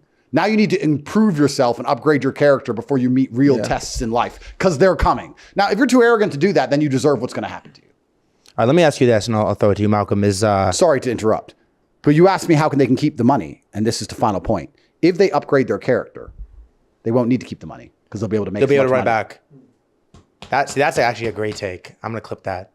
Whereas if they don't upgrade their character, they're going to be stuck in their bedroom, jerking off to Pornhub and gambling on meme coins for the rest of their lives. Because you could, they kind of did take it all from you. You could run it back. Oh, you can't take everything from me unless you kill me. Because I'm Andrew Tate. Let me ask you this: it's like pretty obvious in crypto and society at large. We're like really rapidly going towards this hyper gambling, just full blown as degenerate as it could get, right? You look at sports, every second commercial is DraftKings or FanDuel. They fund all the advertising, they fund the arenas, they fund the games. You look even prediction markets. People are betting on everything every second at all times. Every 16-year-old kid is buying meme coins, buying shit coins, gambling in crypto. Like, is it gonna just go further and further and further down this like degeneracy, gambling rabbit hole? And secondly, like, what does that mean for the future of society? Very interesting question, because the Western world now, the matrix is so broken, as we just described, that most young men believe their only way out is to gamble. When you gamble, whether you win or lose, you create no value. That's also one of the very interesting things we were talking earlier about. If you make money from crypto, you learn no lessons along the way. Mm-hmm. That is true. But also, another thing you do is you create no value. If I become a multimillionaire with a traditional business, I need staff. Mm-hmm. I feed people's families. I need a big building. I hire builders to come and build it. Now that big building's in that town, it needs more houses around the building, around my factory. We build more houses. I improve the town. We need to build new roads for the town, maybe a school for the town, maybe expand the hospital because my big factory is there, et cetera, et cetera. I have a positive influence on the society, on the nation, and on the families I feed. If you make a couple $1 million off a crypto coin, you've helped nobody. You've helped no one. You've fed no one. You've done nothing good for fucking anyone. You've just robbed a bunch of people of exit liquidity. That is it. You've done nothing good at all. And people do that and they think there's no karmic retribution, which is wrong. I actually have a charity, TatePledge.com, which is the most efficient charity on earth because 100% of the money goes directly to the mouths. Yes, because when I got rich, I tried to dedicate money to charities and I realized that they're all fucking thieves. They all suck, right? They all thieves. So I started my own. So if I'm going to give money in Yemen, I'll take a guy, send him to Yemen with a bunch of money. That's it. A flight, a hotel, and money. Buy food. Whereas all these other charities manage to get 15% of the money to the people somehow. It's a scam. So I have my own charity, TatePledge.com. I put up the links, the crypto links, when I was doing the RNT. That's all, yeah, and people dedicated a couple $100,000, which is nice. It's fine. But I put $20 million of my own money in every single year. Really? Completely. It's all audited. But I do that to allow people karmic retribution. You're making money from crypto. You're making money doing nothing. You haven't benefited anybody. How about you give some eyesight to some kid in Gambia? You've made money. You've helped no one. Give some kid in Gambia their eyes back. And they sit there and they just go back to meme coins. Pieces of shit people. This is the problem with the whole fucking space. Because they're helping absolutely nobody, right? But there's going to be karmic retribution for that. They're going to suffer the price of that, I believe. But that's the problem with the crypto space. Unless someone would come along where you had to do real things in the real world and dedicate yourselves to earn tokens inside of an airdrop. And perhaps you could benefit humanity at large. Perhaps. I don't know. I love it. Malcolm, good to have you on too. Thank you. Thank you for having me. Question for you. Now that you're spending more time with the crypto community, are there any redeeming qualities that you've noticed or themes amongst the young men and women in the space that you'd see as admirable or positive? Obviously, they're taking a semi-untraditional path, right? They're not just going to work for consulting or sales or investment banking. They're trying to make it work for them. They're trying to make money. They're taking this alternative path, very internet native. Do you like anything about these crypto people, or? Firstly, I don't blame them, by the way. I mean, I don't blame them for gambling. When I'm describing the problems with gambling, whether you win or lose, those problems are an objective fact. As we were talking about Hitler wearing shoes, it's an objective fact. He wore shoes. You love that. I go back always because I'm so perspicacious, I knew where this conversation would go. So I thought, let me come in and lay the foundations I can always reference back to because I know what he's going to ask and I can see the future and I'm a genius. I've been around. The point is, I've been around. The point is, I don't blame them for following the money. Crypto's where the money is. You'd have to be a dummy not to try. Of course. I mean, so of course, crypto's where the money is. That's fine. I think the mistake they make is that they believe it's all down to charts and luck and that it's not down to any degree of karmic retribution or God's will. I would argue, with no scientific evidence whatsoever, that if you're sitting there trading meme coins and you do 500 push-ups a day, you'll make more money. Now, people will ask me how, why? And I'll say, because God will like you more. And you may believe me or you don't believe me. That's up to you. But I would argue in between trading meme coins, if you did 500 push-ups a day and you avoided Pornhub.com and you drank water and you told your mother you loved her very much and you were nice to people and you didn't insult people you've never met on Twitter and you've been a good person, that you would make more money. That's my view. You can believe me or not believe me. It's up to you. But I think the problem with the culture is they think it's all down to just being an anon, being a snake, and jumping in and out of graphs and being on charts. And they don't think that this world has any magic to it. The world is based on things that nobody understands, including me. There's a reason why a car can crash and one man will die and one man will not. There's a reason why a plane crashes and someone dies and someone doesn't. There's a reason that none of us will understand, and there's karmic retribution in all things. So I think the crypto community has forgotten that, and they think they can just steal and lie and cheat, and there's no karmic retribution in any of this. So I'm not mad at them for trying to make money from crypto. I made a bunch of money with pancake. Yeah. I'm not mad at them for being smart enough to see where the money is. Yeah. But they're too stupid to see that there's something real happening behind the code in the matrix, and that's the mistake they're making. What is your take on anonymous influencers? Because you had an anonymous crypto alt. Did I? For sure. I don't think Allegedly, I was sent. I've gone through it. It was sent to me that this is Andrew Tate's anonymous crypto Impossible. alt. I'll show you when we're done. Show me now. I got a phone somewhere over there. We'll find it. I have it on the Wayback Machine. Show it's me. suspended. Show me. I'll show you. I don't think I've had. Well, anon. I mean, everyone knew it was me. Well, everyone knew it was you, but it wasn't. It wasn't a crypto. You didn't have account, it wasn't a crypto account, but it talked about crypto occasionally. Oh, okay. Well, then, then my bad. Then that'll be one of my suspended accounts because I was banned on Twitter and I had to keep making new accounts. Yeah. Okay. But I never had an anonymous specific crypto alt. Right. Valid. But anonymous account that talked about crypto. But regardless, now that we know it exists or existed, what is your take on like anonymous influencers? Well, I think that there's obviously a massive degree of cowardice to that. They're afraid of repercussion, which they look at someone like me and what happens to me and they're afraid. I often, we can talk about crypto and anonymous anon crypto influencers. I guess the primary reasons they're afraid of being robbed or they're afraid of the government. That's one thing. But I actually find the funniest ones are the right-wing ones, the right-wing white power anti-migration ones. It's very funny because you have these anon accounts who are saying, white power, we need to take Europe back. And Andrew, you're a fucking nigger. And then they insult me all day. And I'm like, bro, you're too scared to even tweet with your face. And you're talking about going to war with the fucking Africans in your country? You're such a pussy. You won't even tweet with your fucking name next to it. And you want to do something about the brothers on the corner? You don't stand a chance. They're the absolute cowards. I think anon is to a degree cowardice. So I always take what they say with a pinch of salt because they're showing from the beginning they're a coward, right? They're saying, no matter what I say, no matter how intellectual it is, no matter how smart it is, no matter how true it is, I am also a pussy. So I'll read it and go, oh, that's true, but you're a pussy. Mm-hmm. Oh, that's smart, but you're a pussy. There's like a star next to it. Yeah, there's a star next to it. You're a bitch. Yeah. So keep that in mind. And people are often very different when they don't have to put their name next to what they say. I mean, that's very easy to know. Everyone's a racist, tough guy when their name ain't there. Everyone's a big, strong, deport the illegals when the name ain't there. Everyone's the biggest crypto genius and da-da-da-da. I think there's a massive red flag with that. I think that if people, in fact, isn't it a bragging point or a positive point inside of a crypto project to say that the dev's been doxxed? Yeah, generally. Yes, of course. Generally, yeah. Because everyone knows Anon, who he is. Because everyone knows Anons are snakes. They'll put their face on it. There's accountability. Yeah, it's a liability. So when I see Anon accounts say anything, and the only time I really interact with them is on this migration issue, I just know they're pussies. I tweeted something the other day that went super viral and pissed off all the white people. What's the tweet? I said that the white race is doomed. I said the white man is over. There's not going to be any white people left because you've been cucked by your women into only having 1 or 2 children. And all the other nationalities will have multiple kids with as many women as they want, or at least one will have 5, 6, 7 children. Your populations are declining in real time. You've got open borders and you're being replaced. And unless the white man does something and starts having children instantly, you're going to be replaced. And they all lost their minds and attacked me, called me a nigger, and said that we're going to kick everyone out this country. We're going to do mass migration. We're going to close the border. The white man, the white man, the white man. And of course, nothing of that's ever happened. They all ran their mouths. And there was a bunch of anon accounts. And I sat there and said, you won't even put your name next to what you're saying.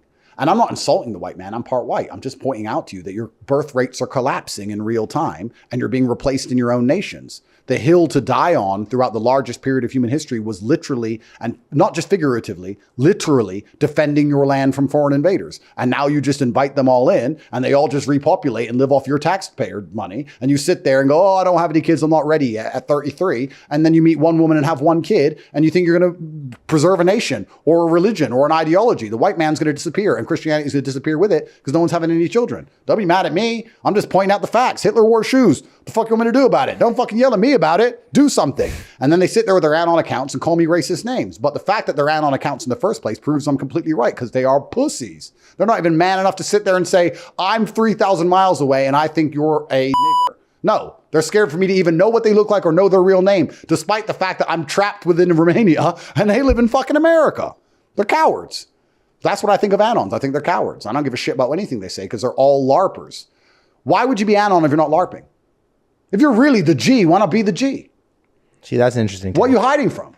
You know, because they're all rich, millionaire, Lambo, girls. What are you hiding from if you're really that guy? Oh, I just don't want clout. I want to be rich and not famous. Yeah, that's why you're tweeting. Shut the fuck up. Full of shit. If you want to be that guy who wouldn't have an account at all. They're liars. Someone should grab them by their throats. I've got a question about censorship. Sure. So I've heard you tell a story of like you waking up one day during your cancellation and like app by app, you're getting logged out of all your social media accounts. Yep. Of course, Elon has come back recently, bought Twitter. He reinstated your account and he's done that for many other people who are controversial.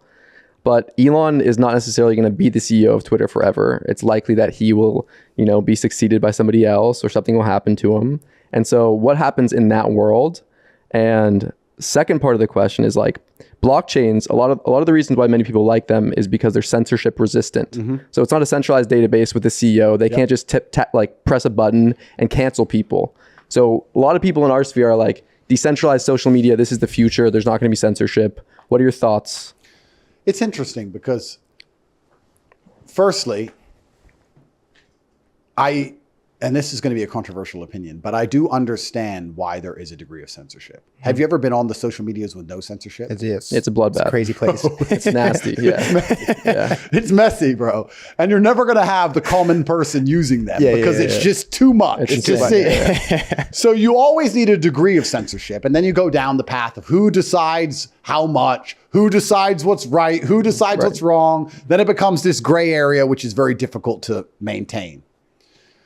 I think the only way out is through with these things. I like to think that even if I understand my accounts won't last forever, I can use them to wake up enough minds that when they eventually do cancel me, it can move enough people to a place where I can be found, as opposed to me just try to survive. I could come on Twitter and just be really meek and try not to get deleted.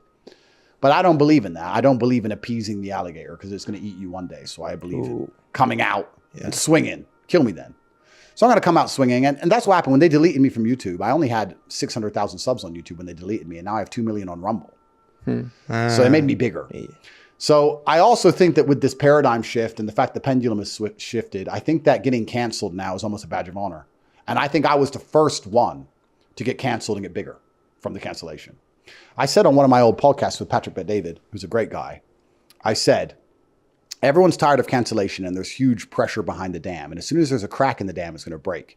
And the crack in the dam is going to be when somebody gets canceled and ends up bigger than they were before. And then nobody's going to be afraid of cancellation anymore. And everyone's going to start talking and they can't cancel everybody. I literally said those words. It happened to me exactly. And now even YouTube's allowing you to tell the truth about the vaccine, allowing you to tell the truth about election interference, because they simply couldn't ban every account. Stop everyone. You can't do it. We strengthen numbers. So I don't want to take absolute credit, but I've certainly been a huge part of it. So I'm going to do my best to wake up enough people so that if they cancel me again, the same thing happens. I'll find somewhere to go and I can bring enough people with me. And then once again, they damage themselves. You have to be, to the Matrix, you have to be a poison pill.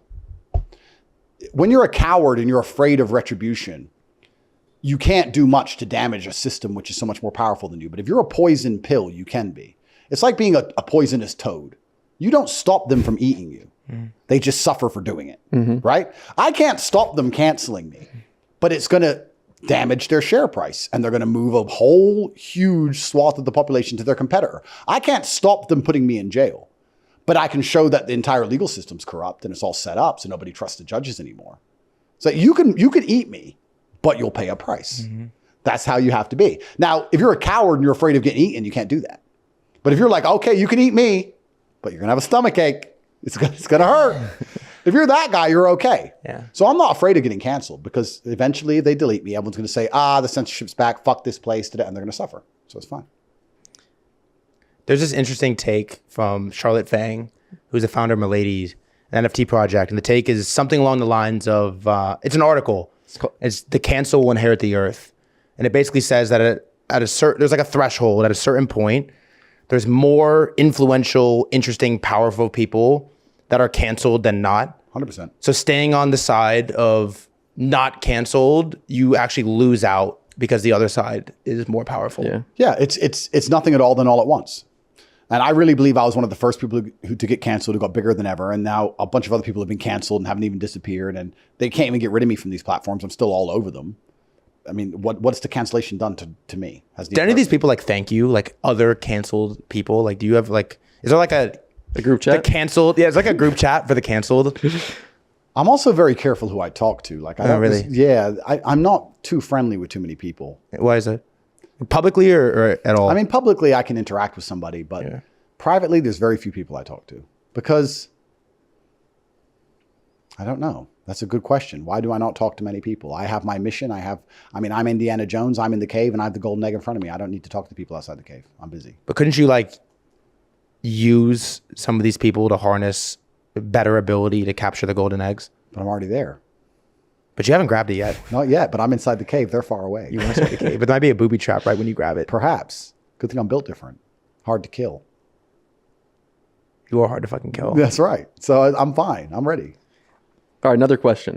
Fire. So you've built potentially the strongest internet community in the world. And it's all, as you said, military-aged men who look at your content as a source of truth and as kind of like an antidote to all the nonsense that's out there. Having this internet community is a very powerful thing. I'm curious what you think in the long term as we move forward, as more people spend more time on the internet. Like, what is the impact of this community going to be on the world order? Well, that's a really good question because when you inspire masculinity in men, they're naturally resistant to slavery, as we spoke about earlier. So I think that as more and more men follow me, it's going to be harder and harder for the Matrix itself to instigate and implement any of their bullshit slavery agendas, which they're coming up with in real time and trying to do right now. I know I've been detrimental to the world conquest plans of 2030. I know I have. So I have to be very careful with what I say, and I just try my very best to inspire bravery within men. I just want men to not be afraid of taking the brave choice anymore. That's all they have to do. That's all it takes for us to resist the global oppression which they're going to try and bestow upon us and the future generations. If that gets me killed, it gets me killed. I don't think I'll be here forever. But I think that a world with more masculinity in it is a better world.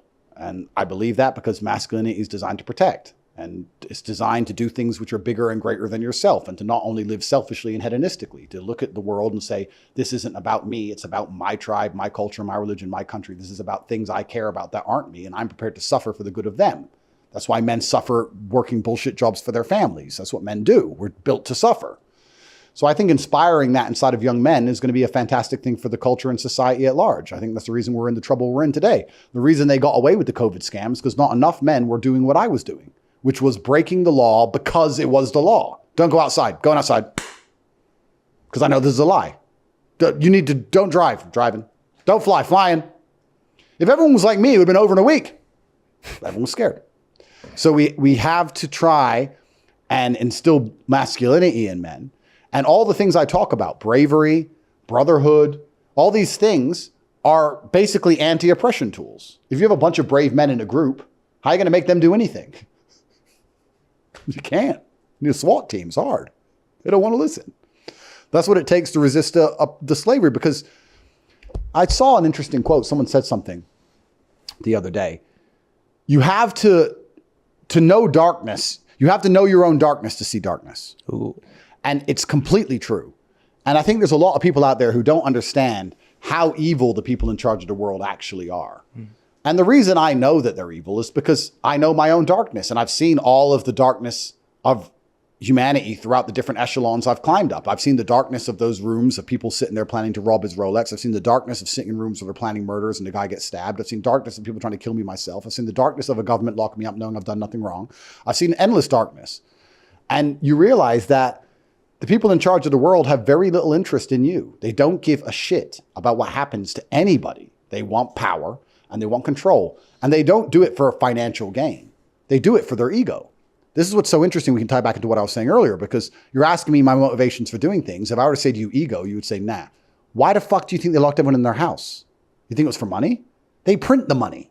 They don't need money. They print it. It was so they could laugh. It's so Nancy Pelosi could go get a haircut while you had to stay in your house. And it was on video and she showed everyone. And they continued with the lockdown afterwards. Ha ha ha.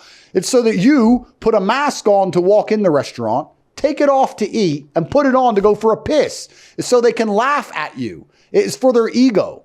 And the reason I know it's for their ego, because I know why I do what I do, which is the same reason why Genghis Khan conquered fucking Vienna. Because any kind of person who gains that type of power is ego driven. So why did they enslave humanity? Because it was funny. And how do you stop them from enslaving humanity? Well, I can't do it by myself. Rambo doesn't exist. What did I say earlier? Teamwork, brotherhood.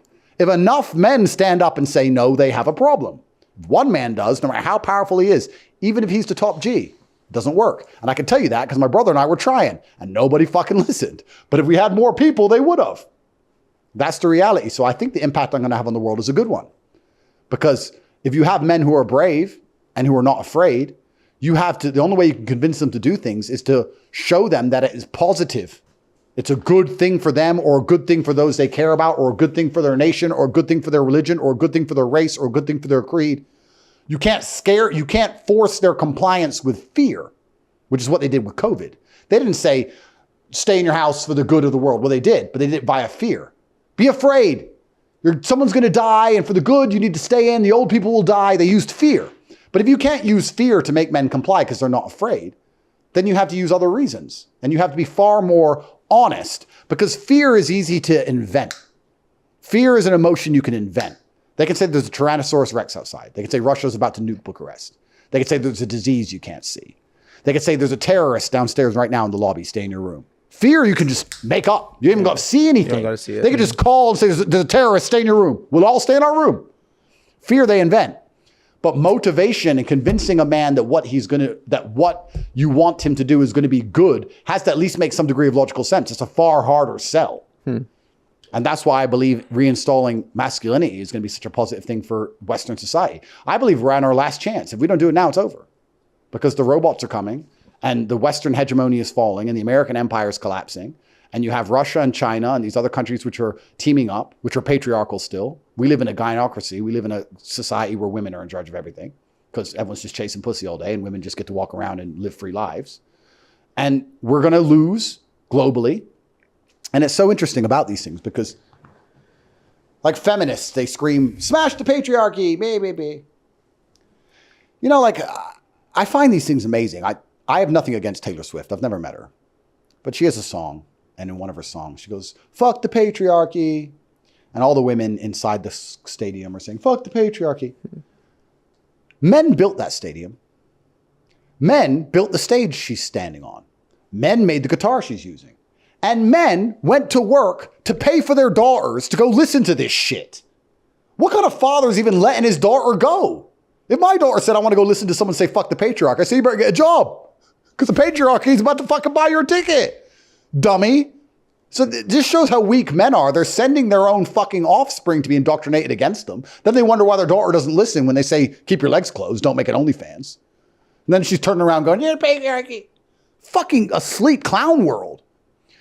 But it's so amazing about the natural order of things under God's will, because God has created society in a way where men and women are the perfect combination. We're two halves of a whole.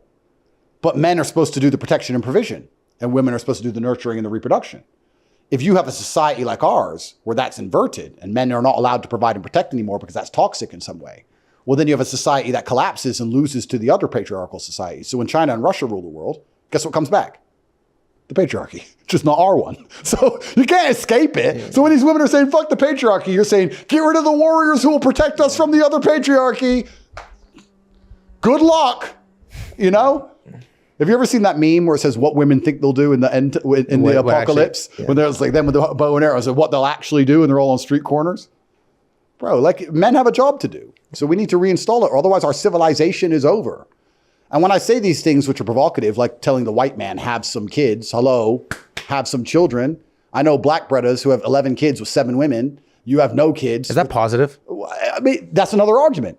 Here's another very interesting argument. We can talk about it. Is that positive? Perhaps not. Who's going to raise them? Who's going to pay for them? The white man. Your taxes pay for them. So who's really the dummy? Him or you? I guess that's fair. Well, I mean, the white man is going to build a nation, build an empire, build Europe, build the cradle of civilization, then allow it to be invaded and pay for everyone invaders' kids. Well, who's the fucking dummy? Who's the dummy? You know, the fuck? Try that over there. You go there and have a bunch of kids and tell them to pay for them. I mean, the power vacuums get filled.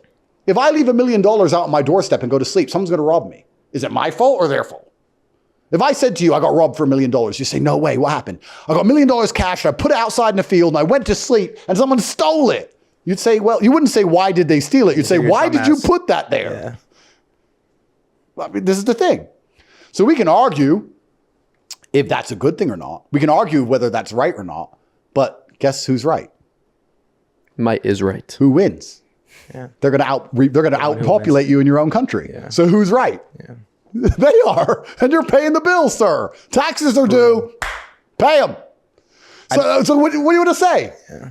It's the reality. I know you have to ask about the downfall of the West before. Oh yeah. I mean, you just talk a lot about the downfall of the West. It's over. It's over. None of you see. It's fucking. We're on a sinking ship. We're on the Titanic. Hello. The West is done. We're on a Titanic. It's done because the Taylor Swift songs, the patriarchy's gone. It's done. Is Taylor Swift the reason the West is in Of course not. free fall? Taylor Swift signed contracts and got told to sing that song. Yeah.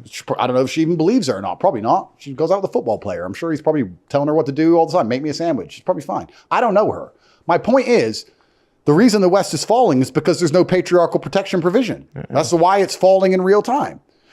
People always say, oh, there's no kids. Well, there's no kids because there's no marriage. Or why don't men want to get married? Why the fuck would a man get married today? Men wanted to get married when they got a virgin who listened. I'm not trying to be offensive. I'm telling you why men got married. Now they're saying, get married. Oh, you want me to go to Miami, find a girl who's been fucked by 35 dudes, then have a $10 million wedding for her to put on her Instagram. Is that what you want me to do? Do I look like a dickhead? No, I'm not going to do that. I'm not fucking stupid. And then they're going to sit and go, oh, there's no marriage. Well, duh. Like, well, duh. So then there's no kids. Duh. And then the only way to do it is have kids out of wedlock, and then who pays for them? That's crazy. Okay. Get to work, sir. You got bills to pay. This is a fucking trying here. The question is like, okay, given the fact that the West is falling, Michael and I, we're both living in Los Angeles right now. We live in Unlucky. We live in the United States. There's all these indicators like education is going down the hill, like obesity rates are up, crime rates, inflation, etc. All the indicators to measure a country's success. It shows the United States is going downhill. Yeah, it's fucked. Yeah. Okay. So tactically speaking, like what should we do? Like we're cognizant of the fact that we're living in a declining empire. What does one do to make sure they don't get wrecked by the collapse? Well, it's an interesting question. Darwin, in his book, when he was trying to explain evolution, said, it is not the strongest or the quickest animal which survives, it's the most adaptable to change, which is one avenue. So you have two basic paths. We can think about this linearly. If we accept the problem that you've just said is a matter of fact, which I believe it is, you have two paths. You can either try and fix the problem or run away from the problem. You can run away from the problem by moving geographical location. You can simply move. And then you can say, well, I'm going to raise my family here in this society, which I believe is better. The hard part then is then finding a society which you believe is better because there's no light without dark. I moved to Romania because it's the most Christian country in the world. It's 99.5% Christian when I moved here. It's also a very safe society. There's very little street crime, very little. It's very religious. It's very little. There's none of this feminist gay shit. Very little of it here. But there's no light without dark. The dark is it's a smaller nation and it's corrupt and you can get thrown in jail for no reason, as I've learned. So you have to take the rough with the smooth. The alternative is to try and fix the problem. Well, you can try and fix the problem via influence, which I guess what you're doing now. You have a degree of influence. That's why you're on this podcast. But that's why influence is so important. But then you have to be prepared to put a target on your back. Because every single war is a war for influence. We are currently in a war in the West right now. We're in World War III because they're trying to psyop everybody so heavily and constantly into being cowards because they intend on enslaving us all. So they need to make us all cowards first. What you do before you control a population is remove the warriors. You used to turn up and kill all the army and kill all the military-age males and then make them slaves. Now they can't kill us, so they just try and cut all our balls off via psyops. Psyop us all into being cowards and being scared of having a target on our heads so they can come along and enslave us all. That's what they're currently trying to do. So you have to use your influence to fight because every single war is a war for influence. Why did Putin send tanks into Ukraine? So that he can control the territory and tell people what currency to use, what language to speak, and what news outlets to listen to. It's a battle for influence, as is the current battles we're in right now. So me doing what I'm doing, I'm a combatant in World War III. You can be that too. You can sit there and try and convince people to do the right thing. And you have to do that by leading by example. And then you have to have as many children as possible and raise them to do the right thing. That's the best you can do. Will it save society? I don't know. Will there be karmic retribution for it? Probably. And then if you want to be really smart, you can do both. You can stay inside of LA. You can try and say the right things. You can not sell your soul. You can make sure everything you're saying is responsible. You can make sure that any power you gain is being used in a responsible way, as I am. The same reason I didn't tell people to buy Pancake Swap. You could think about these things in advance. You can try and have a family. You can try and raise them responsibly. You can try your very best to install masculinity back inside of the society. And at the same time, you can also have a backup plan and a house somewhere else. And if it all goes wrong, you get on a jet and bounce. Makes sense. On the influence thing, I have this take, and it's something along the lines of like, influencers are modern day gladiators, basically in like the ultimate power struggle for influence, as it's like the most valuable element you could have in the internet age. Like, what is sort of your general take on like social media influencers and this like PvP battle for whoever holds more influences? The thing is this though, I would argue I'm one of the only influencers, if not the only one. Interesting. Because you have people who can get attention, but attention isn't influence. Mm-hmm. And the crypto coins of celebrities have recently proved that. For sure. They have attention. People know who they are. They can't convert it. But they can't convert it into influence. People don't trust them. Yeah. I could say right now what political party to vote for and affect it by tens of millions of votes. That's influence. There's a whole bunch of streamers that people watch, but nobody gives a shit what they say. Yeah. Nobody listens to them. That's the difference between having fans, genuine fans, and just followers. Yeah. So we have to make sure that we're not conflating influence with attention, because there's a whole bunch of clowns that have attention. It's valid. And they're just clowns. And in fact, they're watched to be laughed at and to be mocked, as opposed to being watched to be respected. When you're an influencer, typically you're always going to be smaller than the people who are garnering attention. Typically, perhaps I'm an anomaly, but in general, you can have a small channel, but a lot of influence. You can have 50,000 followers, but who really believe. They'll do whatever. And they'll do whatever. That matters more than having millions watch you be a dickhead. So that's important. But I think strength is in numbers in all things. Like we said earlier, we said about how brotherhood and improving your network is very important. I'm saying these things and they're seen as controversial, whatever. But when everybody starts saying what I'm saying, we win. That's all it takes. It just takes everybody saying, no, men need to be men. Women need to be women, and we need to work together. We need to have families. We need to do what we're supposed to. Get the fucking, why are you wearing this? Why are you naked waving your dick in a kid's face? If you're gay, you can do that at home. You don't have to do that. And not be afraid to say it. But everybody's afraid. Down to back to basic tenets of masculinity, bravery, all the things I was talking about before. People are scared to tell full-grown men not to wave their dicks around kids because they're scared of getting canceled. They're scared. Well, I'm not. I think it's wrong. That's what I'm saying. When you think about the Matrix, we can paint the Matrix as the enemy for the sake of argument. Are you thinking like it's like, a bunch of puppeteers or puppet masters who get together in these meetings and like they orchestrate these things for their self-interest? Or is it like an emergent thing, a bunch of people in power with self-interest acting in ways that will benefit them? Or like, what do you envision when you think about the Matrix? I think it's a combination of things. I think that both of those versions are true. I think you have people who are self-interested in various positions of power who are doing things that primarily benefit them. I think that certainly exists, who are taking the selfish choice as opposed to the choice of the nation.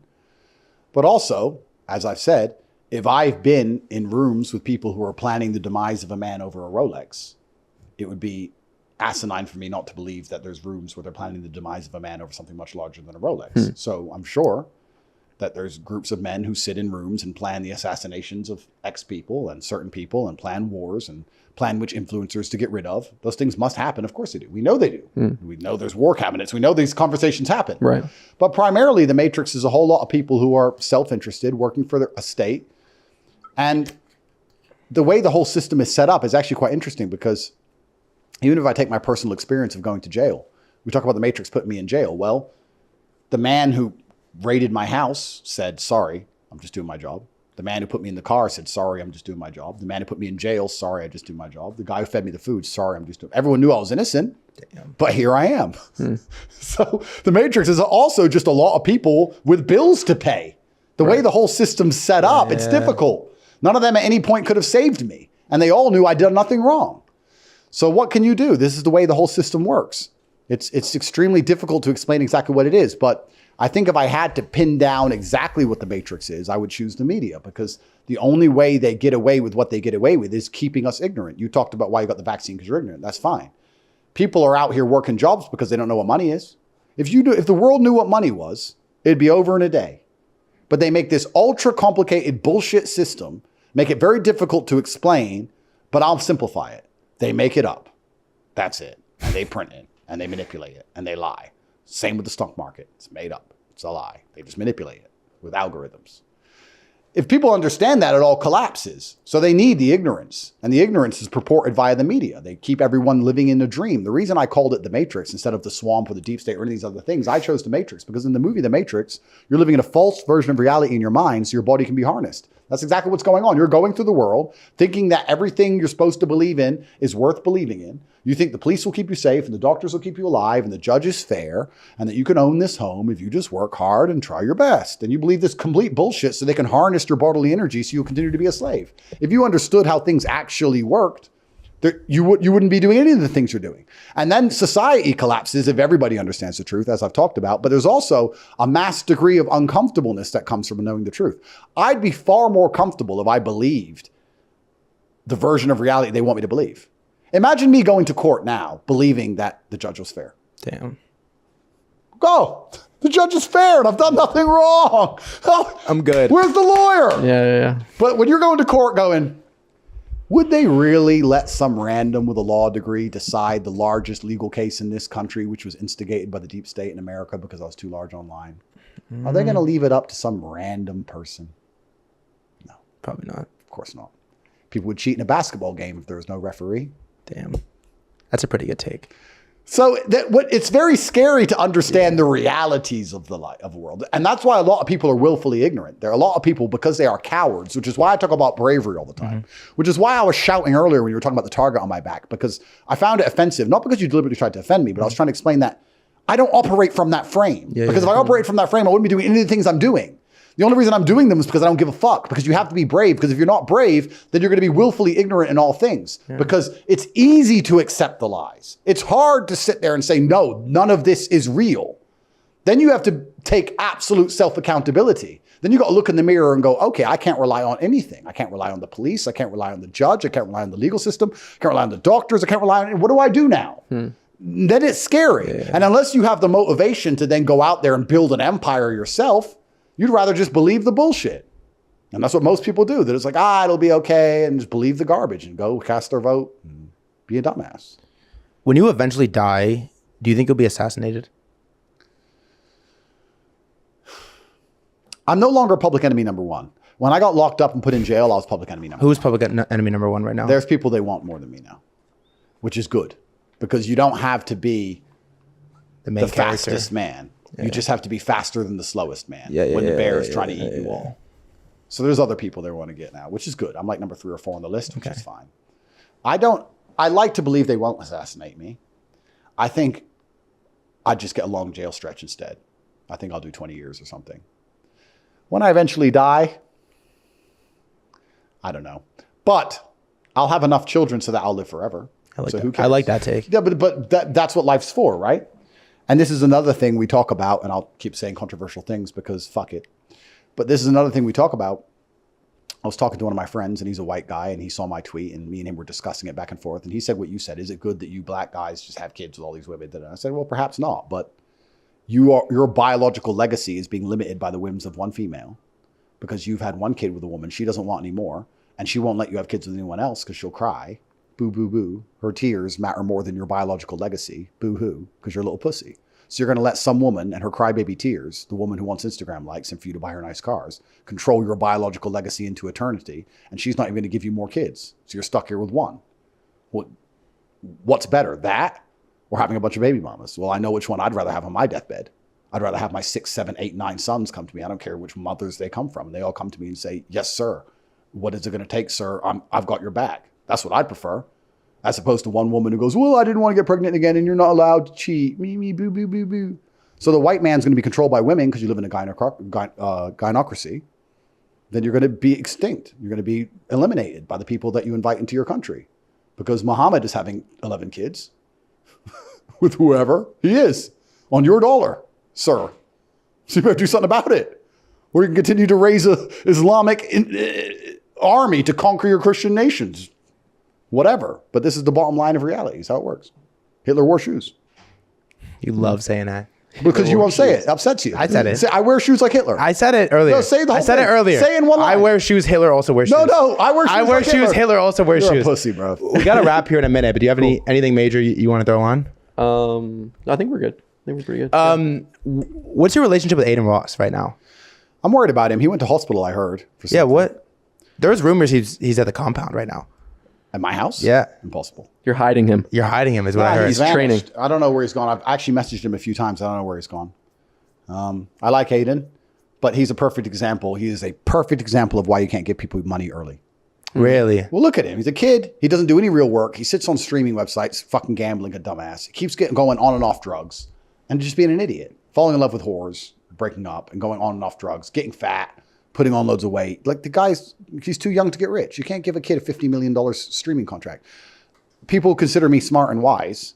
I appreciate that. But at 19, I was a dickhead. Yeah. Who isn't? When did you You're stop? a kid. When did you stop becoming a dickhead? Well, I don't know where to stop. Some people argue it's still going. Yeah. when I'm 19, I couldn't have dealt with money. Yeah. I wouldn't be the man I am today if I got rich at 19. Thank God I didn't. Yeah. The best thing that can happen to you is you spend your 20s broke and you get rich in your early mid 30s. And then you can spend your 30s, 40s, 50s rich. You can still get a 19-year-old girlfriend at 49. It doesn't matter. Yeah. Girls love older men. It doesn't matter. So getting rich when you're young is the worst thing. Aiden's a perfect example of that. So I pray for him and I hope the best for him. And if it was up to me, well, you know what he needs. Yeah. What does he need? I don't know what values, belief. He needs to be grabbed by the throat. Oh. And he needs the shit kicked out of him. Would you do it? Would you do it as a friend? Of course.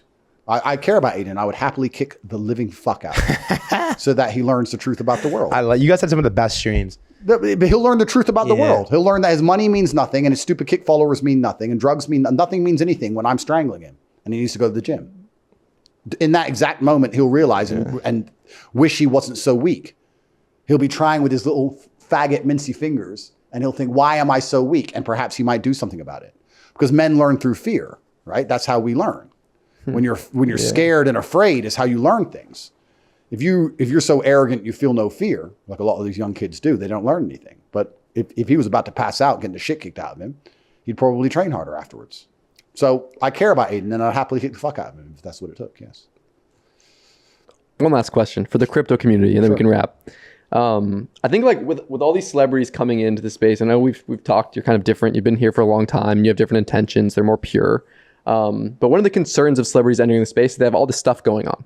They have like concerts and celebrity stuff and they're busy. And to be successful in crypto, it takes a lot of dedication, a lot of time, a lot of hard work. Like what is a day in the life of Andrew Tate now that you're becoming a crypto founder? Like how is it crypto in the morning? Is it like, No, that's a good question. Praying in the afternoon? That's a good question. But to answer it, I'll say that I'm not an influencer with a business. I'm a businessman with influence. Ooh. So I have always been working 12-hour days. I see. Before crypto, I was working 12-hour days running the largest online educational platform on the planet. And before that, I was doing something else. So I've always been working. I do 12-hour work days. I'm not an artist who sings. I'm not an influencer who does stupid streams. I do emergency meetings, which are educational. Yeah. I produce videos, which are educational. And I work. And anybody who knows me or has been around me will say all he does is work. So I'm already been working. Now I'm just going to work on this. I've always been a worker. And then you can also tie back into people who have influence and people who have attention. And then you can also go into the third point, which I believe is Darwinian. There's a degree of what's the word I'm looking for? Darwinism? Darwinism. There's a degree of Darwinism with these things. If you're going to believe a rapper gives a shit about you or crypto or their project, you deserve to lose your money. I mean, if you're going to sit there and go, this rapper who can't string a sentence together gives a shit about crypto and me and wants to make me, well, then come on. You'll be naturally selected. Yeah, you could be naturally selected to lose your money. Yeah. But I don't think people believe that. People believe others will believe that, so I can get in and out before the others realize, and I can scam the other people. So they deserve again to lose because they're trying to scam other people. So it's all just a mess. I think anyone with a brain can sit there and think, well, if this famous person launches a coin, do they really give a shit about me or crypto? And then you have to sit there and analyze it yourself. There's Darwinism involved in it. And I don't feel sorry for any of these people. But yeah, there's in fact, one of the guys I'm working with on Daddy Coin, because Daddy's not my coin. Okay. I just jumped on it. He even said that. He goes, I never imagined Andrew Tate to be online 19 hours a day. If I message you, you're awake. So yeah, I sleep 3 hours. You respond fast. I barely sleep. My DMs. I barely sleep because I can't. So it's easy for me. But you're born for crypto. No, I'm bored for work. I'm either training or working. That's all I want to do. I don't want to do anything else. I don't want to relax. I don't want to sit on a beach. All that shit is boring. I want to conquer Vienna. I have to set it on fire. It's mine. I'm taking it. So even he was impressed. He's like, I've never seen anybody work like you, let alone someone as famous as you work. Most famous people just want to do a tweet and they're like, I'm done now. That's not who I am as a person. So for me, it's not an issue. All right, here's the last thing I want to ask you, and we can wrap. Is we've talked about all the negative characteristics within like the average crypto community person, right? Like the vermin, the scum, they make money fast. They don't have any values. They don't have any skills. But one is sort of the reality is that that's the scene, that's the demographic. And two, you even said it yourself that you don't blame a lot of these people for believing there's no other way but to hyper gamble, hyper trade our way out of it. Yep. So my question to you, final wrap question is like, what is your advice to these people listening that are in this sort of rat race forever cycle? Well, I would like for there to be a culture shift. And irregardless of whether I instigate the culture shift with my coin or not, let's imagine my project wasn't coming. I still think there should be a culture shift. I believe that crypto will be a better place if there's genuine accountability involved. If someone rug pulls or scams or recommends a scam or supports a celebrity who is scamming you ever once, everybody should tell that person to get fucked. And instead of trying to rob each other, which I said they're all trying to do on these scams, instead of just trying to self-profit and be a selfish little shit, if everybody held people accountable, it would fix the entire space. We said earlier today about politicians. The reason they get away with what they get away with is because they're no longer accountable to their constituents. That's the problem you have in the entire crypto space. All of your influencers aren't accountable because they keep getting away with scamming you. All of the people with influence just scam, rug pull, support scams, say bad trades, and everyone just continues to follow them and believe in them. That's human nature, right? If I allow you to come and rob my store and do nothing about it, you're going to continue to rob my store. Of course. That's normal. If I leave my door open and allow you to rob my house and I don't do anything about it, you're going to rob my house. The problem with the crypto space is no one's holding anything accountable because everyone's so selfish. Everyone's so self-absorbed. They're thinking, well, I know this person's a scammer. I know this is a scam, but I can get in and out and make money and then everyone else will just lose, which is very short-sighted. And the karmic retribution of that is that you're now living inside of an industry and have an entire space built by and run by dickheads. When I did my crypto thing a month ago, I was sent a list of the crypto influencers and I spent perhaps 3 seconds. Was that on the list? No. I spent perhaps 3 seconds on each one's account. And I just knew they were all just dickheads.